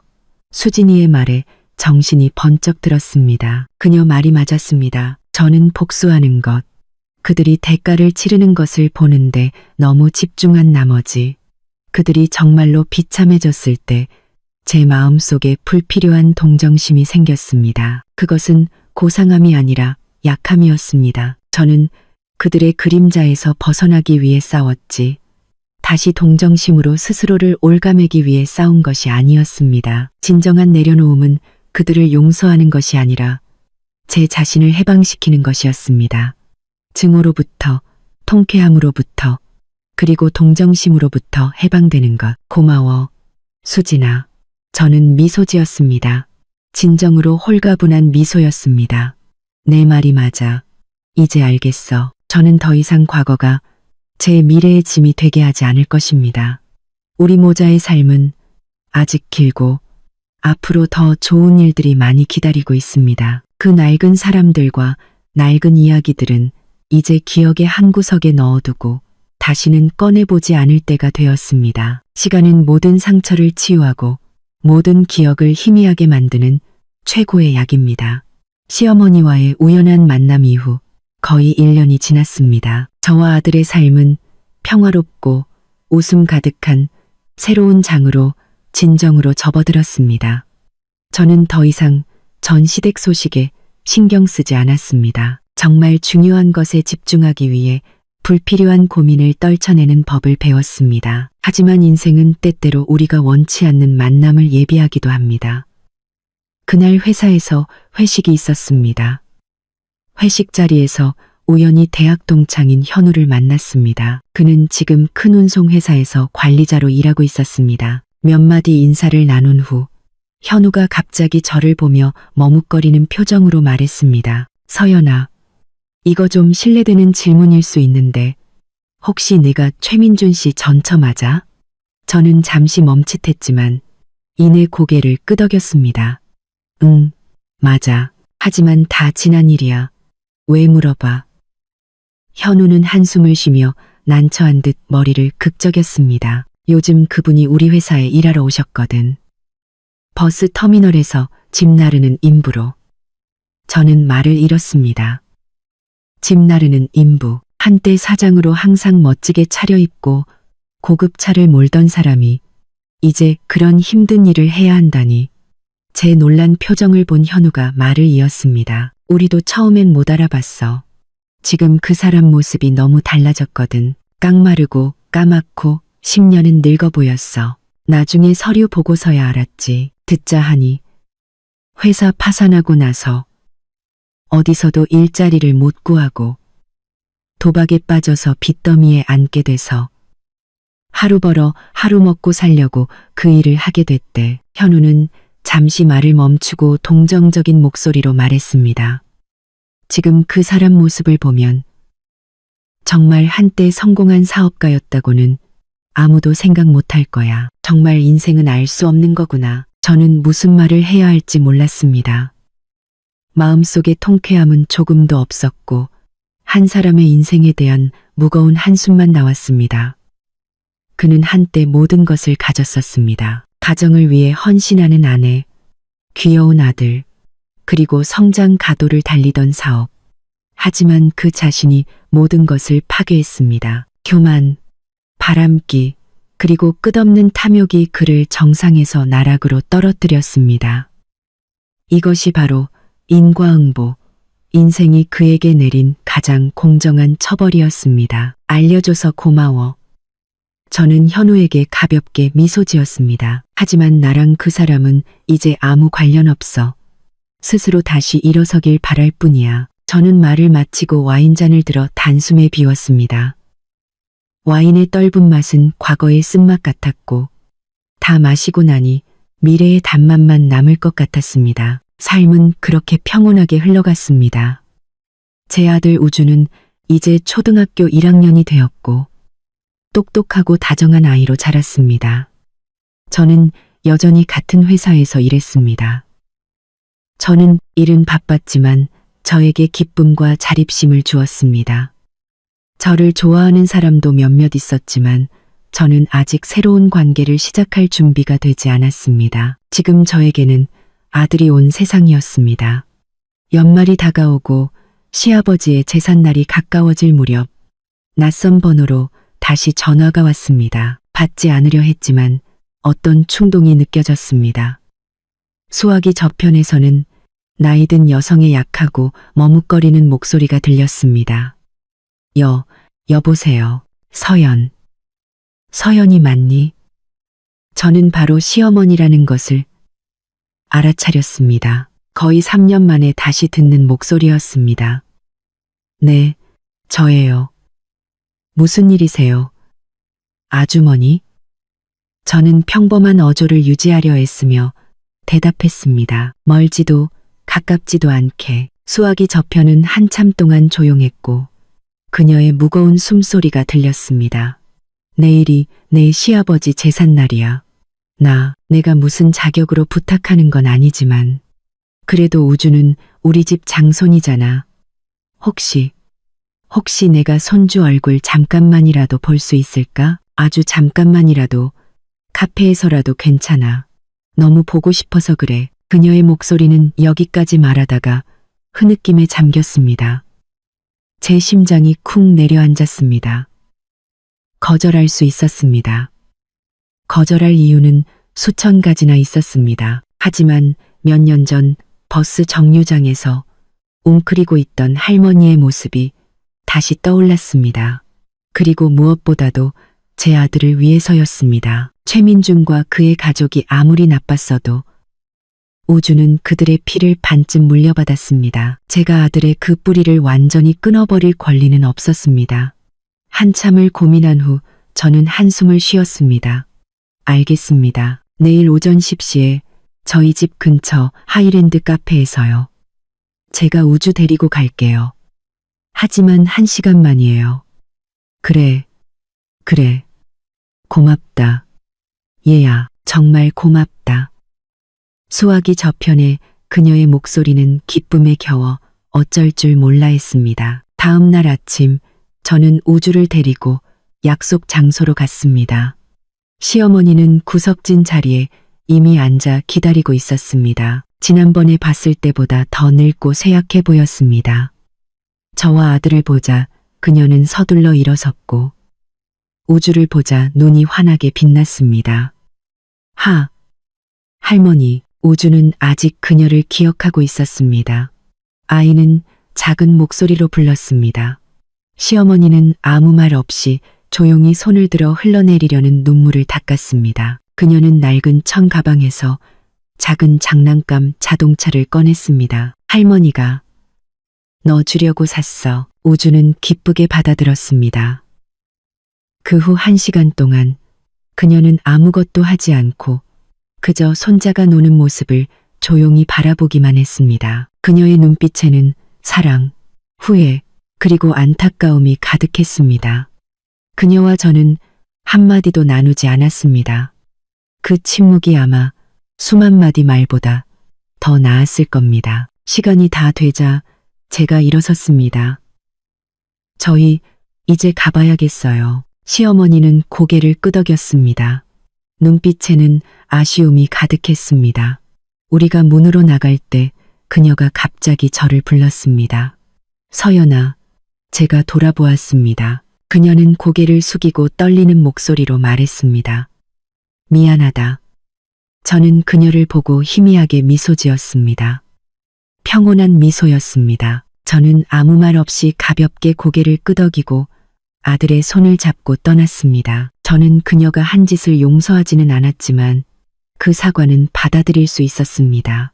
그녀를 위해서가 아니라 제 자신을 위해서였습니다. 과거의 짐에서 진정으로 해방되기 위해 한때 잘못된 사람을 선택하고 너무 약했던 제 자신을 용서하기 위해. 그로부터 몇 달 후 맑은 일요일 아침 저와 우주는 집 근처 공원에서 연을 날리고 있었습니다. 바람이 세차게 불었고 니모 모양의 연은 바람을 타고 하늘 높이 솟아올랐습니다. 아들의 청량한 웃음소리가 따라 울려 퍼졌습니다. 저는 잔디밭에 앉아 뛰노는 아들의 작은 모습에서 눈을 떼지 못했습니다. 아이는 이제 늠름한 초등학교 1학년생이 되었지만 제 눈에는 여전히 예전의 아기 같았습니다. 엄마, 이것 보세요. 제 연이 제일 높이 날아요. 우주는 뛰면서 소리쳤습니다. 얼굴은 환하게 빛나고 땀방울이 송골송골 맺혀 있었으며 기쁨과 행복으로 가득 차 있었습니다. 저는 미소 지었습니다. 마음 깊은 곳에서 우러나오는 진정한 만족의 미소였습니다.